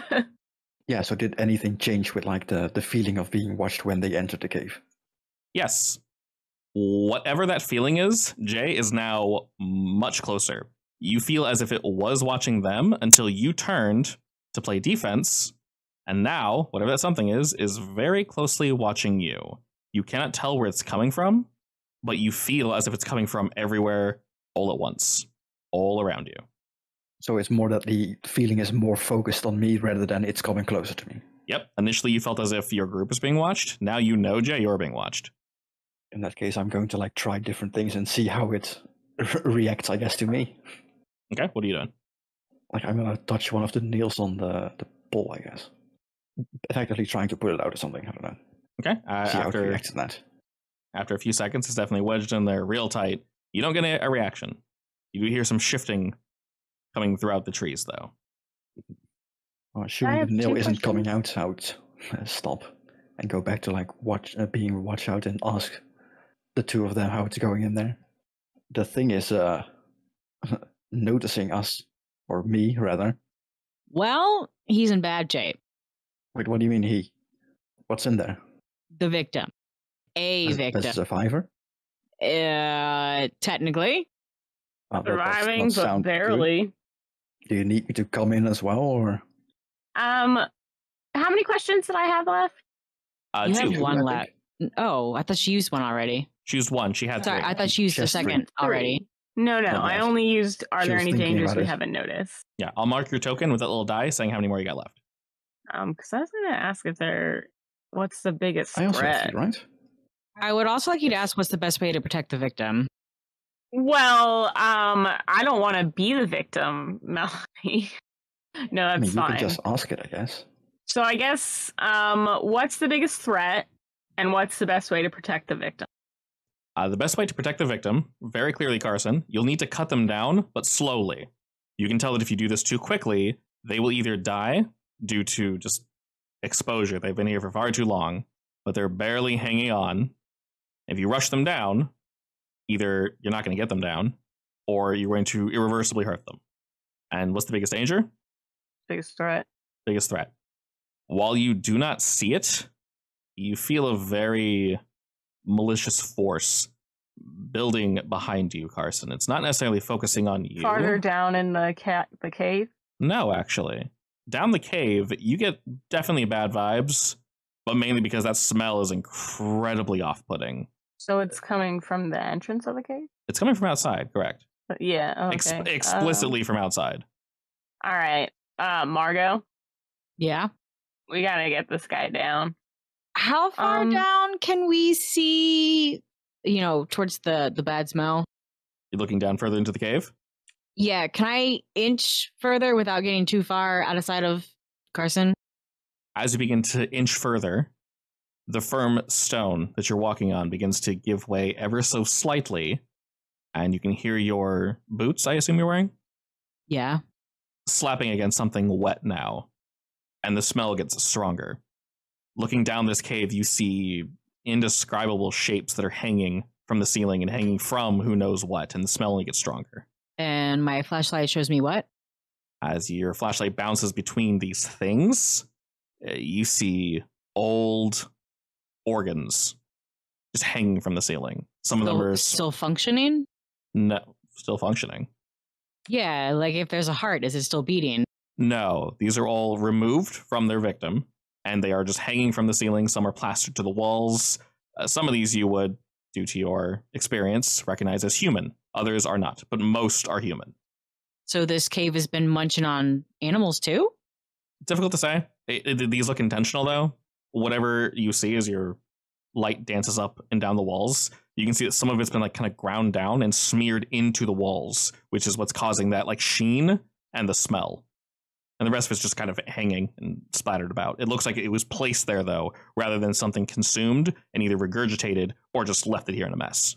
And does it just keep going worse and worse? Yeah, the further it goes down, you don't see a turn. Your light is completely absorbed by this darkness. And I will backtrack and help Carson take down this person. You gotta remove the nails, right? There's a bit to remove, yes. Which of you would like to lead this action, and then the other person can help? I'm better at helping. Okay. Oh, yeah, and I was also the one that... You also, actually, yeah, if Margot cuts him down, does she also get the +1 ongoing for the question? So Margaret didn't ask. Carson asked. So Margaret didn't ask the question. Carson, you're going to roll me. Basically, you roll act under pressure, and you're going to get a +1, and then Margaret's going to roll help out. All right. That makes sense. And while they're doing this, you can kind of hear them doing it. What are you doing, Jay? Like at this point, I'm suspecting that the thing in the woods is actually a protector of whatever the hell is going down or in this cave, maybe. So I would like call out to it to see if it wants to show itself and tell us what the hell's going on here. Do you say anything in particular, or do you just call out to it? I guess I would ask it like, so what's your deal? Are you the protector of this place? You call out and don't initially get a response. The second you, Margot, and Carson rolled 9 with a +2 from Margot. Since you rolled a 13 on your help out, that brings you to a full success, Carson. You are indeed together going to do this. You know it will take a second, otherwise you're going to hurt the individual, and they're just moaning and groaning the entire time. You're not even sure if they're mentally here at all. They're barely reacting to you taking them down. The nails are relatively easy to pry out. It takes some work, and there's just a sigh of relief as each pops out and then a little splurt of blood. The wiring, it's really difficult to tell. It's holding him up. It seems like supple and fleshy, but he's held up in a really particular way that if you do it wrong, you might break his arm or something, or you'll strip off more of the scabbing, which would not be good for him. So fortunately, you guys are able to kind of slowly work at this. And as you do, Jay, you see a long leg protrude from the forest. No! Sorry. Right in front of the entrance from which you all came. And it begins to slowly move out into the dim light. This is... When you say leg, what kind of leg are we talking? It's a very... animal leg or a human leg? It is a sexy leg? I will not judge what you consider sexy. But chicken leg. You see, Jay, a large animal leg. Elk-like in nature, but there's something off about it. It does have hair, but it's relatively smooth. There's something you can't necessarily place, but before you have too long to really think about what you're looking at precisely, the rest of it begins to slowly move out of the woods. And it's tall. It's far taller than any deer or elk you've seen before, primarily because its upper half, where the chest and neck would be, there almost seems to be a human-looking torso, but no arms. And at the end of this torso, there would be a head. You cannot see if it has a face, though. So bear with me. Let's take a second to describe what the rest you see. First, Jay, go ahead and roll me stress. Keep it together with cool. Excellent. All right, with an 8, or would you like to add that one bit of stress? Well, there's something very big and potentially dangerous right in front of me. So I want to say that I get slightly more reckless. Alrighty. So, as the creature moves out, fully reveals itself. You see a 4-legged elk with a torso moving up from its neck, no arms. In the place of arms, you see 2 absurdly large antlers. Hanging on the tip of each spiked antler, you see a dangling, skinned human face. There are faces hanging on every single one of these. There are multiple faces plastered to where this thing's head would be at the end of this torso. You can also see, along its body, there are small spines sticking upward, like reversed ribs that have penetrated the skin. And there are small faces hanging by the eyelids, all down its sides. And it looks towards you, Jay. What do you do? I slightly quieter yell into the cave. Did you guys do something? Yeah, we're helping the victim. Why? Well, it definitely did something up here. Might want to hurry up, maybe? Or stop, I don't know. How close are we to finishing? You guys are about halfway. And as you're saying this, Jay, it takes 1-2 steps forward. I'm going to use one of my holds to... Like, can I tell if it's like a aggressive pose or more of like a... basically, is it stalking me or is it being diplomatic, I guess? Not the second one. Oh boy. This malicious feeling that was surrounding you has all culminated to this one location. Yeah, I think we have a problem up here. I'm going to need your sword. All right, I will... Oh, God. I will make sure we're at an acceptable pausing point and then grab my sword and head out. So, in terms of pausing, someone's going to have to hold the body up. Oh, good luck, Carson. Excuse me? You're not a fighter anyway. Stay here and watch the kid. Yeah, all right. We might have to run. If we can. Can I figure out some way? Yeah, you can say that when you see whatever the hell's out there. Can I figure out some way to maybe carry the person without injuring them too much, but also not like having to drag them? Well, actually, Carson can keep trying to get him out. So, I will say this. If someone assists Carson, I will not have you roll, because you already know how to do this with 2 people. How to get him down with a single individual is going to be incredibly difficult, so I'll have you roll again, but you do get that +1, Carson. So if you want, you can continue holding and wait for one of them to come back and assist you, or you can try doing it by yourself. Entirely up to you. God. I mean, I can run into the cave if you want. Would you? If you think you can solo that thing. I don't think I can solo that. Oh, no, you mean that. Yeah, Margot can. Absolutely. Please come here and help me. Just real quick, and then we'll both go out. I want to say, like, when Margot gets out, she can decide if she wants to face this thing alone or if she wants to potentially abandon this person. Sounds good. Not happening. Which one not happening? I will hand Jay my sniper, and I may need you to shoot this a couple times. All right. Is Carson going to be okay inside there? No, go help him, but you may need to come out every now and then. Sure? Question mark. All right, so Jay, I'll position the sniper rifle on the ground so I can quickly pick it up and shoot, I guess. Okay, and you're going back to help Carson? Yeah. All right, so I won't have you roll, Carson. As quickly as I can. Of course. See, the problem is, my thinking is, if we leave, we're not going to be able to come back for this guy. He's going to be dead. Yeah, no, like, I would be willing to use my last hold to, like, check what the best way is or the quickest way is for me to help Carson in this case. Sure. Because at this point, we are on a time limit, basically. Yes, because there are 2 of you. Like I said, I'm not going to have you re-roll. Carson, you can continue where you left off, and you and Jay will get him down in just a second. We're going to go back to Margot, though. First, roll me to keep it together with cool. A 10. No added stress for you, Margot. Congratulations.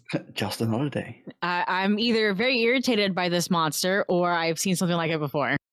It blends in somewhat to the woods around it, but it moves in a very jarring, clicking way, almost as if it's like skipping frames as it moves towards you now. Margot, you are approaching it aggressively with your weapon, I assume? Boy, oh boy, aren't you ugly? Yes, I am. I mean, you're probably pissed at it for what it did to the guy. Definitely. And all those faces is not helping. Alrighty, as you see this thing, Margot, you're able to hold firm. As you're approaching it, it turns its attention from Jay now to you. And all that malicious force is pinpointed directly on your person. Are you holding firm where you are? Are you charging at it to strike? What's your mood? Does it look intelligent enough to speak?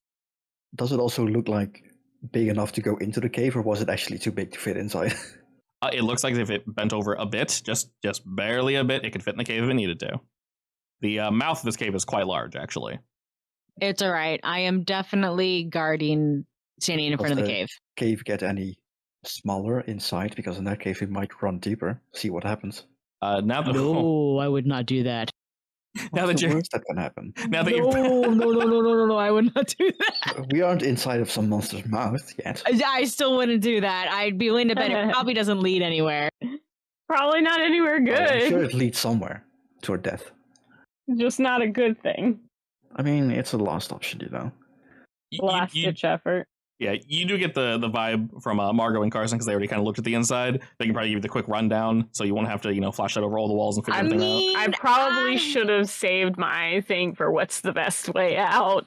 I suppose it's possible that there could be a heart somewhere at the back of the cave. I can hold for that. Just in case. Yeah. I was going to use it to help you get this guy down quicker, but if you want to hold, that's fine.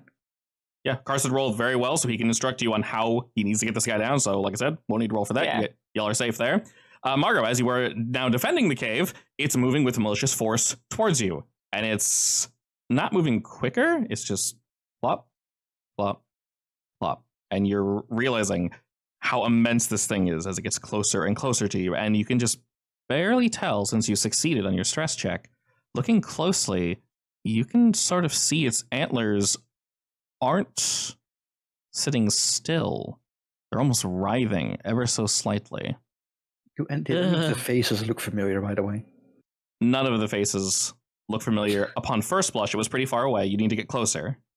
Of course, if you wanted to look, of course, you need to both get closer and then another roll. But cursory glance, didn't recognize anybody. Thank God. But they don't have skin on their faces, right? Sorry, what?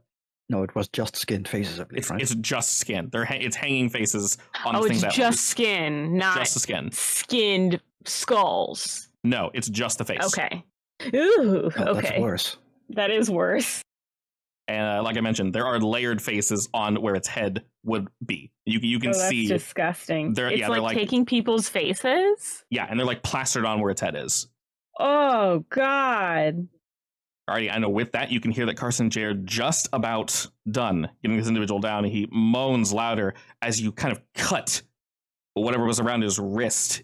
It begins to drip down your hand, Carson. It's like this dark black ichor, but it smells like shit and death. Absolutely. I hope to God his organs are still intact inside his body. Look, I'm not going to think about that right now. And as you cut that...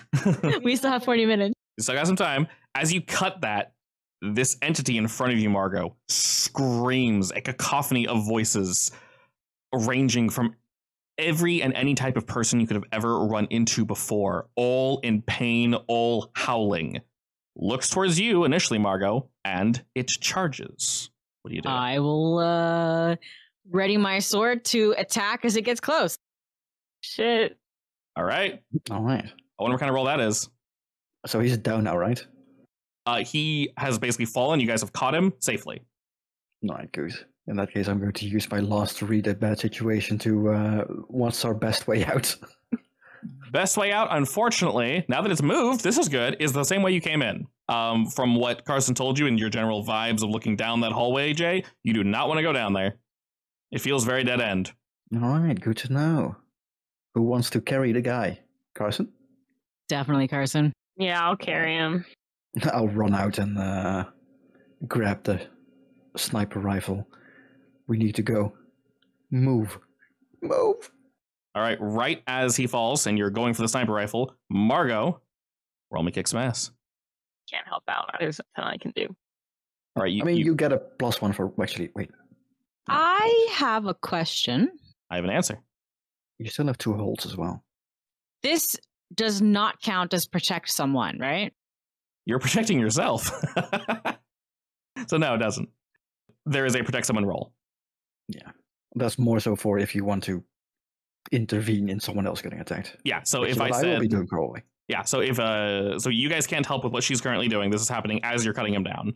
The next action you guys can definitely help with. So for example, if Margot and Jay were side by side and like Margot were to get ran by something, Jay can jump in to protect.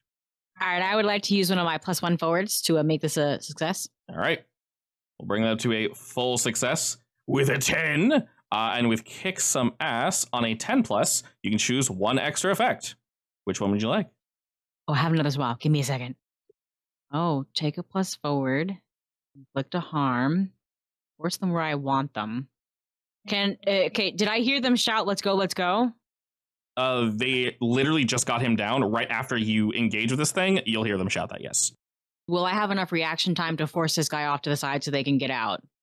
Oh, yeah. So rolling a 10, if you want to do anything, one of these things, you can do them. Just tell me how you're doing it, and I'll narrate for you.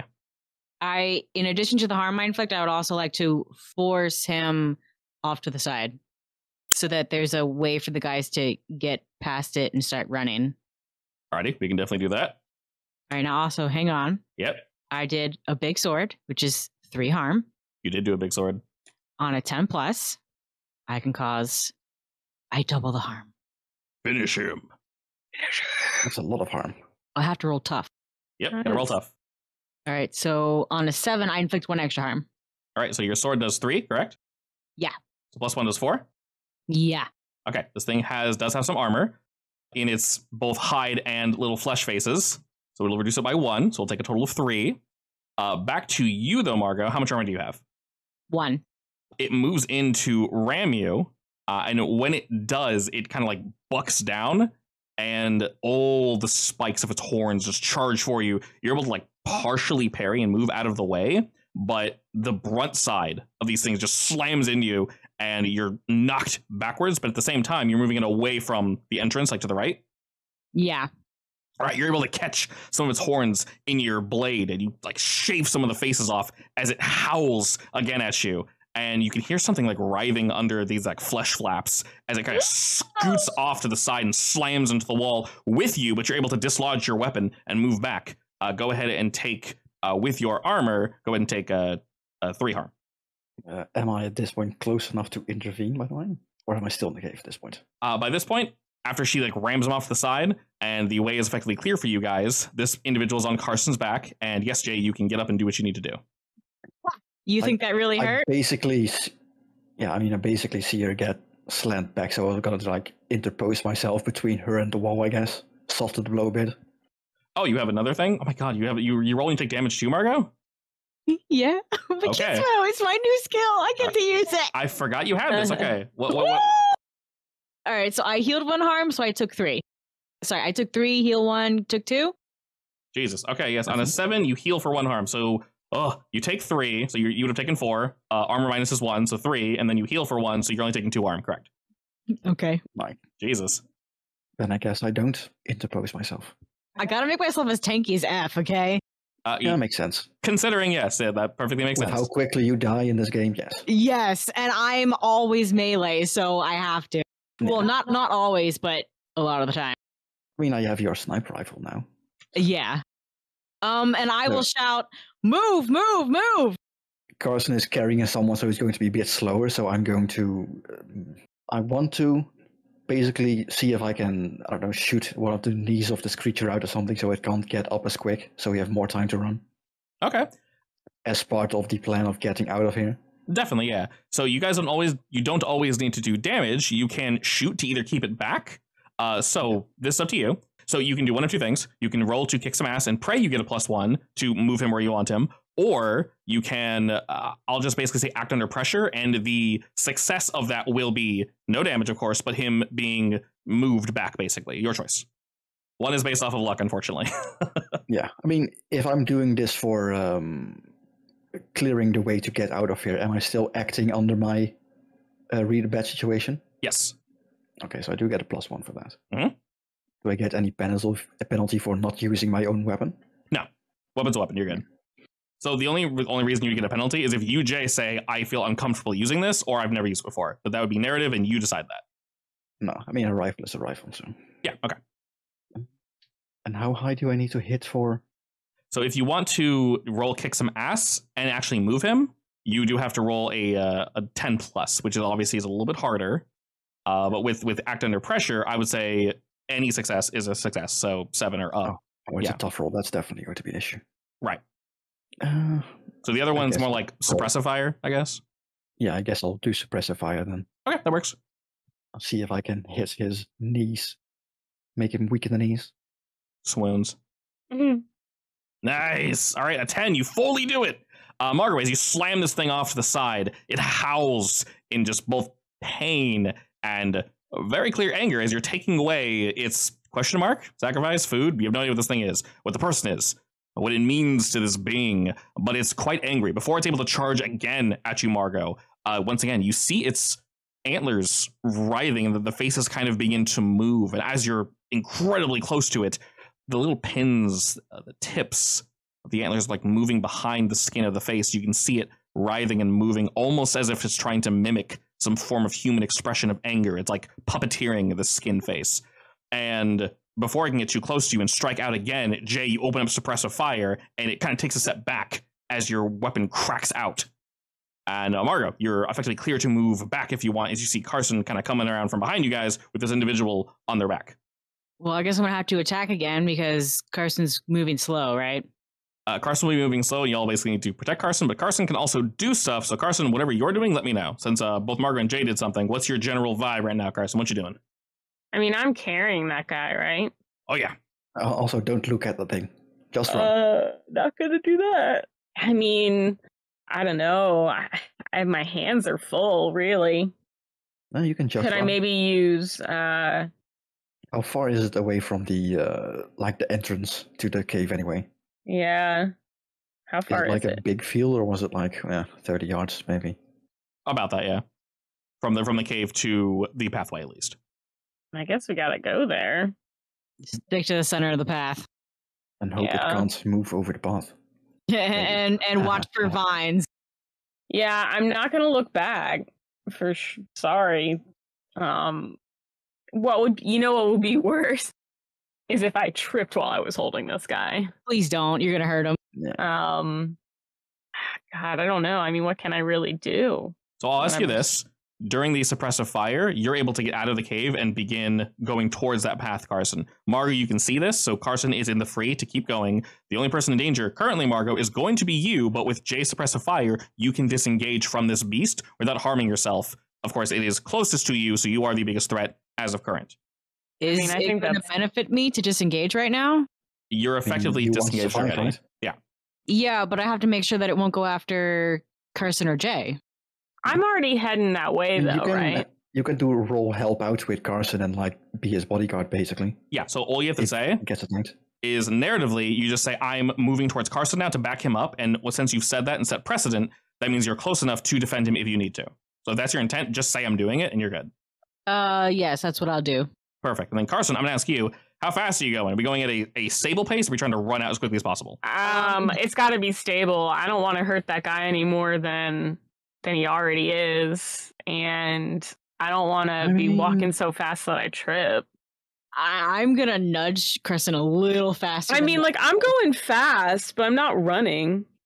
All right, All right, I won't have you roll anything then. You're going at a reasonable pace, but now that you hear this thing kind of buck itself up and begin to move, maybe you consider it's maybe unreasonable because it starts to move towards you all. Jay, you're probably the furthest away, but you're neck and neck with Margot, and you can get to the path quicker with the rifle. How do you position yourself with seeing that Margot is moving towards Carson to defend him? I will run slightly forward so that I can, at the edge of the entrance where he can turn around and give cover from there, basically. And I'm going to keep shooting at the thing, I guess, to hold it back, distract it, I don't know. Okay. You see Jay move into position to distract Margot. Would you be focusing purely on Carson, or are you trusting Jay to do that, or are you going to turn around and kind of what you doing? I'm going to be focusing probably behind me with the creature. Okay, so your attention's slightly split, which is not a bad thing. Let's not mince words here. This thing is going to now very angrily charge at you guys. Jay, once again, if you're attending damage, kicks mass. Otherwise, if you want to try slowing it down again, act under pressure. Yeah, I'm gonna, at this point, try to just harm it, I guess. I'm gonna shoot it. Shoot. I roll to shoot. I'm bad at these, so... Well, fortunately, Margot's close by. Oh, never mind. It's a success. A 10. You're great. All right.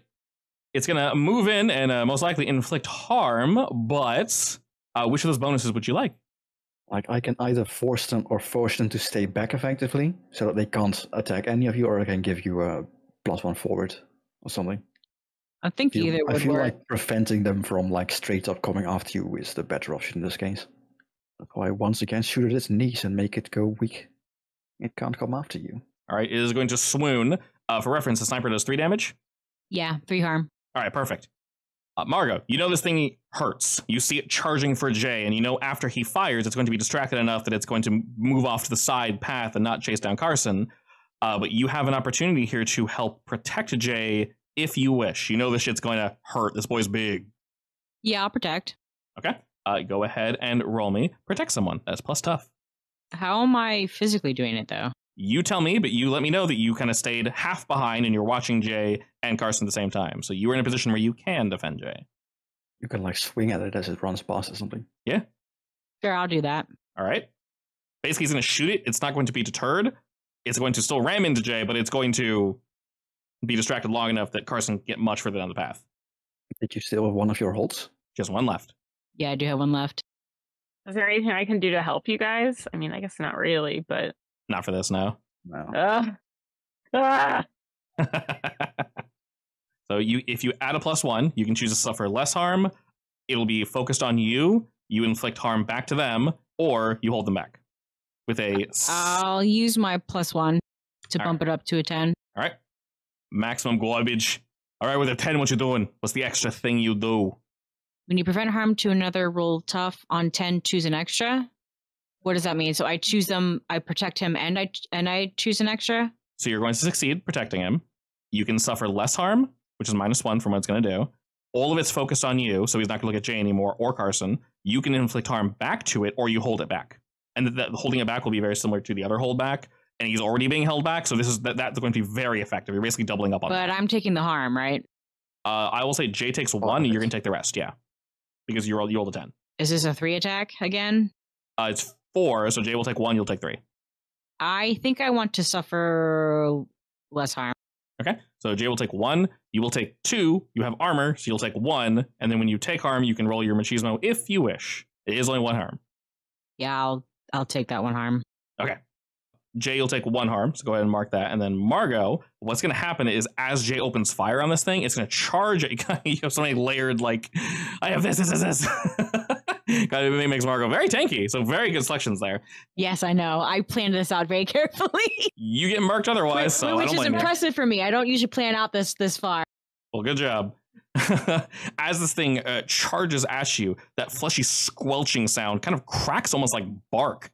And you see on its sides, these arms sort of peel off from its main body, still covered in faces, but the hands, the entire structure of this thing almost looks like it's made out of antler, but it's somehow organic at the same time. It's very fleshy in the way that it moves, and it charges to like grab and pick up Jay. As he fires, he kind of deters the creature, slows it down for a second, just enough for you, Margot, to jump in the way and slow the creature down, but instead it grabs you by the waist and it lifts you up and begins squeezing you. How do you escape from this thing? I kick at whatever is squeezing me. All right, you're able to kick it like right in the chest, and your boot kind of lands and sticks on one of the faces, and you have enough like leeway and room to slice downward, and you cut both of the arms off. It doesn't reel back in pain. Ooh, I cut the arms off, huh? You indeed cut both the arms off. You have arm cutting proficiency, don't you? I do, yes. Perfect. You slice off both of the arms, and this thing screams as you see like spittle or something like running down its chest. And it howls back as you drop to the floor, and it squeezed you pretty hard. You felt your ribs creak. But this is enough that the creature is just reeling in anger for a moment, giving the two of you enough time to run down and catch up to Carson if you wish. Yeah, let's go. So how bad does it look, realistically? How bad does what look? Like, does it look harmed at all, or is it, like, mildly inconvenienced? You have definitely harmed it. I will remind you guys that in Monster of the Week, I will let you know if it does not have one, but assume everything you guys fight, especially larger, boss tier creatures like this, that they'll have a weakness that must be exploited before it can actually be killed. So theoretically, you could do hundreds of damage to it and you won't actually die. It'll just keep regenerating. Yeah, so there's some mythological something connected to this thing. We need the faces. Something along those lines. I, of course, can't tell you what it is, but now that you have this extra information, you can do something with that, hopefully, and, kind of run off and do your thing. But it looks relatively damaged and annoyed. I can say that much. So yeah, we know a lot about it now. Yeah, in accordance to how much total health it has, of course I cannot tell you, but it looks hurt and very annoyed. And now you guys are running down this pathway. It kind of pauses for a second and is not running. It's watching you guys from the entryway as you guys continue. What do y'all do? So it won't leave? Currently just watching. If it's just going to watch, I'm going to focus my attention on potential vines snapping out at legs. Same. Considering it's rather bulky, I'm going to switch back to my shotgun at this point, I guess. Smart. Alrighty. As the two of you are now looking downwards, I'll ask the both of you to act under pressure. Under pressure. Am I still escaping? Yeah. This whole thing is you guys running. Good. Well, I still get my +1. You still get your +1. This is the exact route that, oh my god, 14. Okay. Yeah. Do you think that's high enough? I think you do it. Margot, that's a 6. So. I marked it. Mark experience. See, if only I had advanced success and I would have said, you know what, before I leave, I'm going to pick up one of those antlers. Alrighty. So you do. It is indeed a full failure, Margot. Jay, the two of you are looking downward for any kind of plant or something leaching outward. And Jay, you see it not 5 seconds after you turn around and begin to run from this beast, slinking out from the woods, attempting to snag you by the angle, but you're able to leap over it with ease. Unfortunately, Margot, you are not able to dodge this. I was a little too focused on the creature still. Slightly, yes. You move, but not fast enough. And it looks as if you did indeed dodge this plant, ? But as you're kind of jumping, hurtling over it, and landing, the tip suddenly juts upward and cuts up the back of your calf, piercing through your clothes. You'll take 1 armor-piercing harm, so that's just 1 pure harm. I am now unstable. No! As you land... Actually, let me try Machismo first. Wait, what happens? But if you... What happens if I fail? Give me a second. I think you still keep the thingy, though. So here, sorry. Let me rewind and clarify. This attack has 2 effects. One of them is harm, one of them is an unknown effect. Margot, you can roll Machismo if you wish. You will take no harm, so you won't be unstable. But the effect, whatever it is, that will still be present. So you can definitely roll Machismo if you wish. I assume it's the effect that is happening to that girl's hand, right? I cannot tell you. It is not good, though. Okay, question. Story-wise, it isn't actually going to heal the wound, right? Basically, it won't cut enough to hurt you. So there is, weirdly enough, such a thing as taking 0 harm monster of the week. 0 harm is like tripping, falling over, and it can be associated with something else. So you took 0 harm, but you were poisoned. You took 0 harm, but you sprained something. So maybe you have a -1 going forward to whatever rolls. So that is very much a thing. They heal very quickly, whatever it may be. And if there are any side effects, those you deal with narratively. Just because I'm unstable doesn't mean I'm dying yet. Correct. So do you not want to roll a Machismo then? I feel like this is something I'm going to want to know I got from where, so no. That's fair. Upon the scratching the back of your leg, Margot, you are indeed unstable. And to clarify, unstable means you'll just take extra harm until you stabilize. I'll let you know. I won't be mean. Harm is really deadly in this game, as we're all aware. But you land, you run. You just keep running. And as you do, right before you guys take the first turn to continue down here, you can just barely see out of the corner of your eye, Margot, as you kind of whip your head back to see what cuts you. It slinks back into the woods, and you can just barely see very faintly. It looks as if the creature's horns, its antlers, are facing downwards and moving along the ground. And as you guys take this turn, it begins to charge down the same hallway that you're all taking. So the creature nicked me. Seems like it, yes. Cool. Is it, though? Carson, move a little faster! Gosh, I try. The man on your back groans, Carson, just in pain, and he kind of grips onto your shirt. And as he does, you can hear his scabs kind of cracking, and some blood seeps into your shirt as he's holding on to you for dear life. And he's just like whispering in your ear, "Just help me." What do you think? I'm like, what do you think I'm doing? This guy clearly has no idea where he is. It's probably delirious. Oh, he's delirious. He's clinging to you like a lost, scared child. Just has no idea what's going on. You can feel the desperation in his voice and in his touch. I do try to pick it up a little bit, though. Oh, yeah, I do, yeah. And I'll give you this choice now. If you wish, Carson, you can begin to actually go like faster. I'll ask you to roll under pressure, and if you succeed, you will indeed succeed, and you will continue forward at no problem, and you guys are going to get out with maybe one more interaction with this thing. If you keep going at this pace, you'll have to interact with it at least one more time, but then going at this pace, you guys know you should be out relatively soon. Your choice.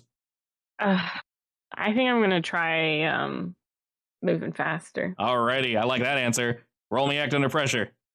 I want to help her out with that as well. Sure. An 8. Oh, no, it doesn't really matter. Technically, Margot can help, because your help out gives a +2. True. The desperation in my voice urges her forward. Margot, bleed for me. I'll help Margot help Carson. If only that worked. The help chain. Oh no! Holy shit. It's because you're bleeding out. Yeah, that makes sense, actually. Congrats on experience, Margot. I still haven't gotten any experience. I have filled up half, by the way. I'm restarting the second one. Should have let me help. Yeah, honestly. If only I got anything from it. Rolling a mixed success on a help out exposes myself to trouble or danger. We don't normally fail on help outs. It gets a little complicated. Basically, you make things worse, unfortunately. So act under pressure on a mixed success is you're going to get a worse outcome, a hard choice, or a price to pay, but you're going to succeed in whatever that thing is, Carson. So I'm not going to mention this dude on your back at all because I assume your goal is to not let them go when we're getting out of here, right? Yep.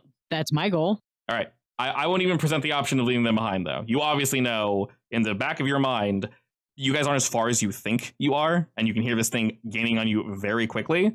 You know in the back of your mind, Carson, that dropping this person right now will enable you all to get out scot-free. At the cost of his life, yes. I can't do that. Understandable. So I won't even present it. We went through all this effort to help get him out. Instead, you trip and fall and die. Smile. Instead, I just suffer and die. Indeed. So I will not present that as an option. No, this is my fail for helping out. Yes. Yeah, but you make her roll worse. Effectively, yeah. So she... Yeah. Yeah, so the way it works is Carson keeps the 8. It's a mixed success. So mixed success means it's still going to happen, but something bad's going to happen. Unfortunately, because you helped out and failed, it means something extra bad's going to happen. So 2 extra things, basically. I'm going to say for the 2 of you, Margot and Carson, both of you roll me, keep it together, cool. Keep it together. All right, Carson, you do just that. You indeed keep it together. You hold this person tighter, but not too tight. My panic does not affect you. Good. Exactly. And Margot, where are we adding this one tick of stress? I think now is an appropriate time to get angry. All right, I agree. Behind you, since you're kind of holding up the back, Margot, and trying to keep this thing away from you, it is charging. It is rabid. It's getting closer and closer and closer. You have to push yourself hard to keep away from it. And you notice Carson picks up the pace, and you do indeed succeed in picking up the pace, Carson. This person on your back is kind of jumping, but you hold on tight. You're not going to let him go. Jay's there to kind of double check and make sure if this thing gets too close, you'll blast it away and whatnot. But Margot, you can just feel something just writhing across your skin. It's so close, and every time you turn around to face forward, continue running, Margot, you just feel there's a hot breath on your neck, and it causes just a sweat to break out. It begins to build up on the back of your neck, but you can now begin to feel your right leg where you were cut. It's not growing numb, but there's a stinging sensation that is just screaming at you. Probably the pain. Let's hope it's the pain. Either way, I'm going to ignore it. We're going to ignore it. I agree. For you, Margot, take 1 additional harm from this obviously being unkept. That's basically going to be the stress plus that extra harm is going to be the consequence of this. But you guys continue running and running and running. And like I said, the last interaction with this thing, Margot, you're kind of running in a panic, but you're getting there. You're going to make it. You guys are pretty close to the edge. And around this next turn, there's only one more turn before you guys leave this lower gorge, but you then know you have to head uphill. And as you take that final turn, you no longer hear the beating of hooves behind you and the heavy breathing. It's gone. Somewhere else. It's starting to get a bit lighter. We can see partially the sun. It's somewhere, helping us ever so slightly. And you guys look up this hill. It's going to be a pain in the ass to get up, but we have to, all the same. You guys continue trudging forward. With the creature no longer in sight, Jay and Margot, what are y'all doing? I would look behind me to see if it's actually gone, I guess, at least. No, I'm looking forward. It's going to meet us at the entrance, or a bunch of animals are. Yeah, I mean, that's what I'm checking for, basically. Like, if it's actually gone from behind us, then I'm going to worry about what's in front of us. Yeah, but it also gives us time. My goal is to jet and dash in front of Carson to make sure the way in front is clear. Are we taking the lead? That's what I do. Alrighty. I'm going to use this short moment of reprise to use my rope to make like a lasso or a trap or something. Okay. Something I can entangle the thing with. Okay, and where are you setting that up? I'm just carrying it with me right now. Okay, that works. Like basic as I'm tying a knot, and now I have a weird lasso kind of thing in my hand that I maybe can throw. We shall see. And as you head forward, you guys are trudging up this hill. And at the very top, you see sun breaking through 2 trees. Your destination. We're trying to get out. Something glints in the sun at the top, at the precipice where we're trying to get to. It looks to be a deer. And it's just sitting there, long-wise, small, no horns, just waiting. So it's a pretty doe? We have a hunting license. Go for it. Is Jay close enough for me to grab my sniper rifle? It's a good question. Would you have passed it back to her, or do you still have it on you? I mean, she's carrying a massive sword at this point, so probably wouldn't have passed it back. I would say that I have it on my back right now, strapped. Hey, Jay, how good are you at hunting? I'm a decent shot if it doesn't move, I guess. It's not moving. All right. I'll attempt to hunt the deer, I guess. I mean, it has seen us, right, the deer? Staring right at us. As you guys pause and discuss this, it slowly turns its head and stares at your group. I'll try to scare it away. Who knows? Like, I want to make enough noise that it definitely knows we're here. So, is it scared away? If not, then I'm going to shoot it. It entirely ignores your sounds. Well, that's either a deaf deer or it's not a deer at all. Time to hunt, I guess. Alrighty, you take your rifle, and weirdly enough, it feels weird to say a roll to kick some ass on this deer, but yeah. Any pointers you can give me, help out? Yeah, I'll help out again. Actually, do I still have my +1 from running away, or are we in the clear at this point? Well, we're now in the clear. Okay, so... Also, definitely, please roll first before she helps. Okay, so, Margot, you don't need to help. 7 can't go any higher. So 8, nothing. 9, same thing. Jay, as you take aim on this sad little animal, you pull the trigger, and your bullet strikes true. Except rather than a fleshy thunk, it almost sounds as if you hit like a chunk of stone or wood. And where the bullet enters this thing, flakes away. It did move, right? It did move, yes. It did move. And it shatters. And as it does, you guys can feel that malicious force once again surrounding you. And Carson, you are trudging up this hill. But suddenly, your ankles are grabbed by something. It doesn't penetrate your skin, but this feeling, you felt this before in your dream, grabs onto your ankles as you're trying to go up this hill. And you're able to continue taking steps, but they're substantially slower. You have to put so much strength to take a single step. And as you guys look towards Carson, you can see these ivory roots, it almost looks like, shooting up out of the dirt, wrapping around Carson's ankles. I want to slash at them. Was this my failure? This is a basically combination of that plus the mixed success on the kick some ass.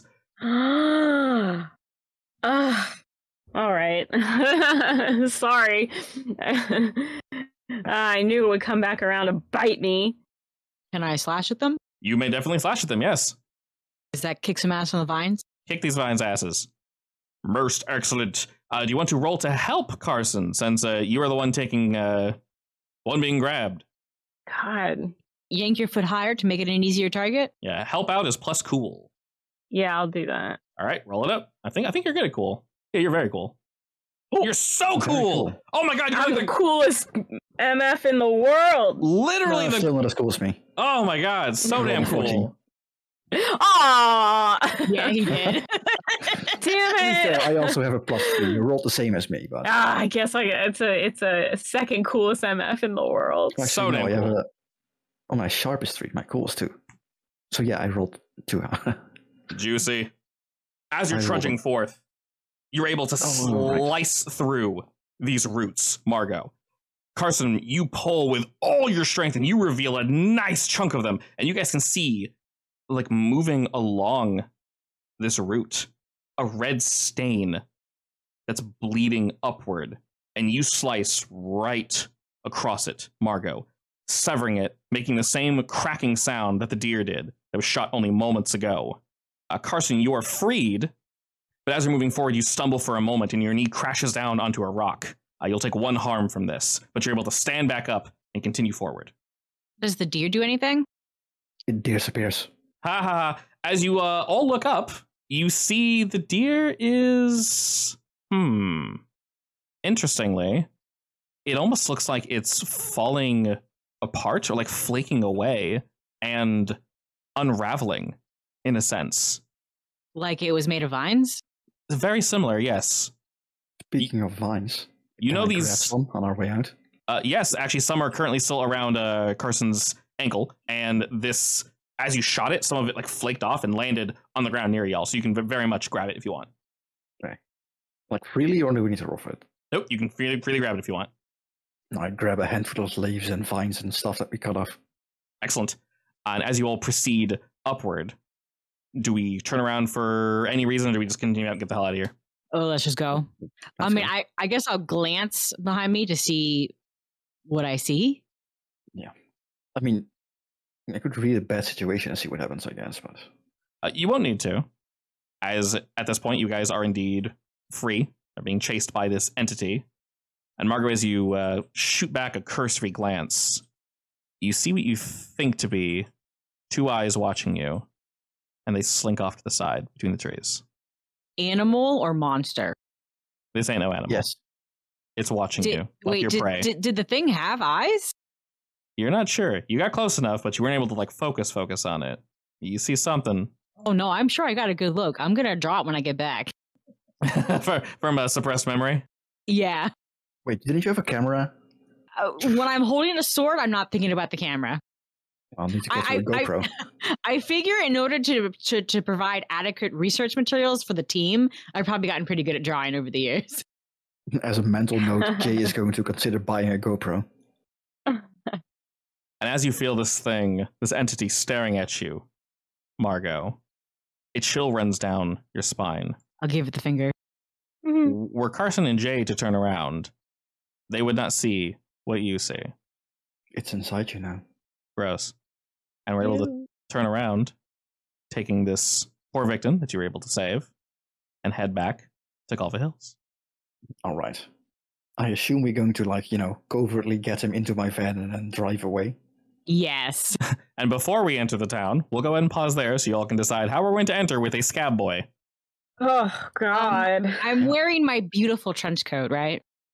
We can stuff him in my bag. Oh, my God. God. I will just wrap him up in a trench coat. Yep, carry him to the hospital. And say he got lost and we're taking him to the hospital. He got lost. Where's all his skin? It's probably for the best if we don't talk to anyone, honestly. If anyone asks.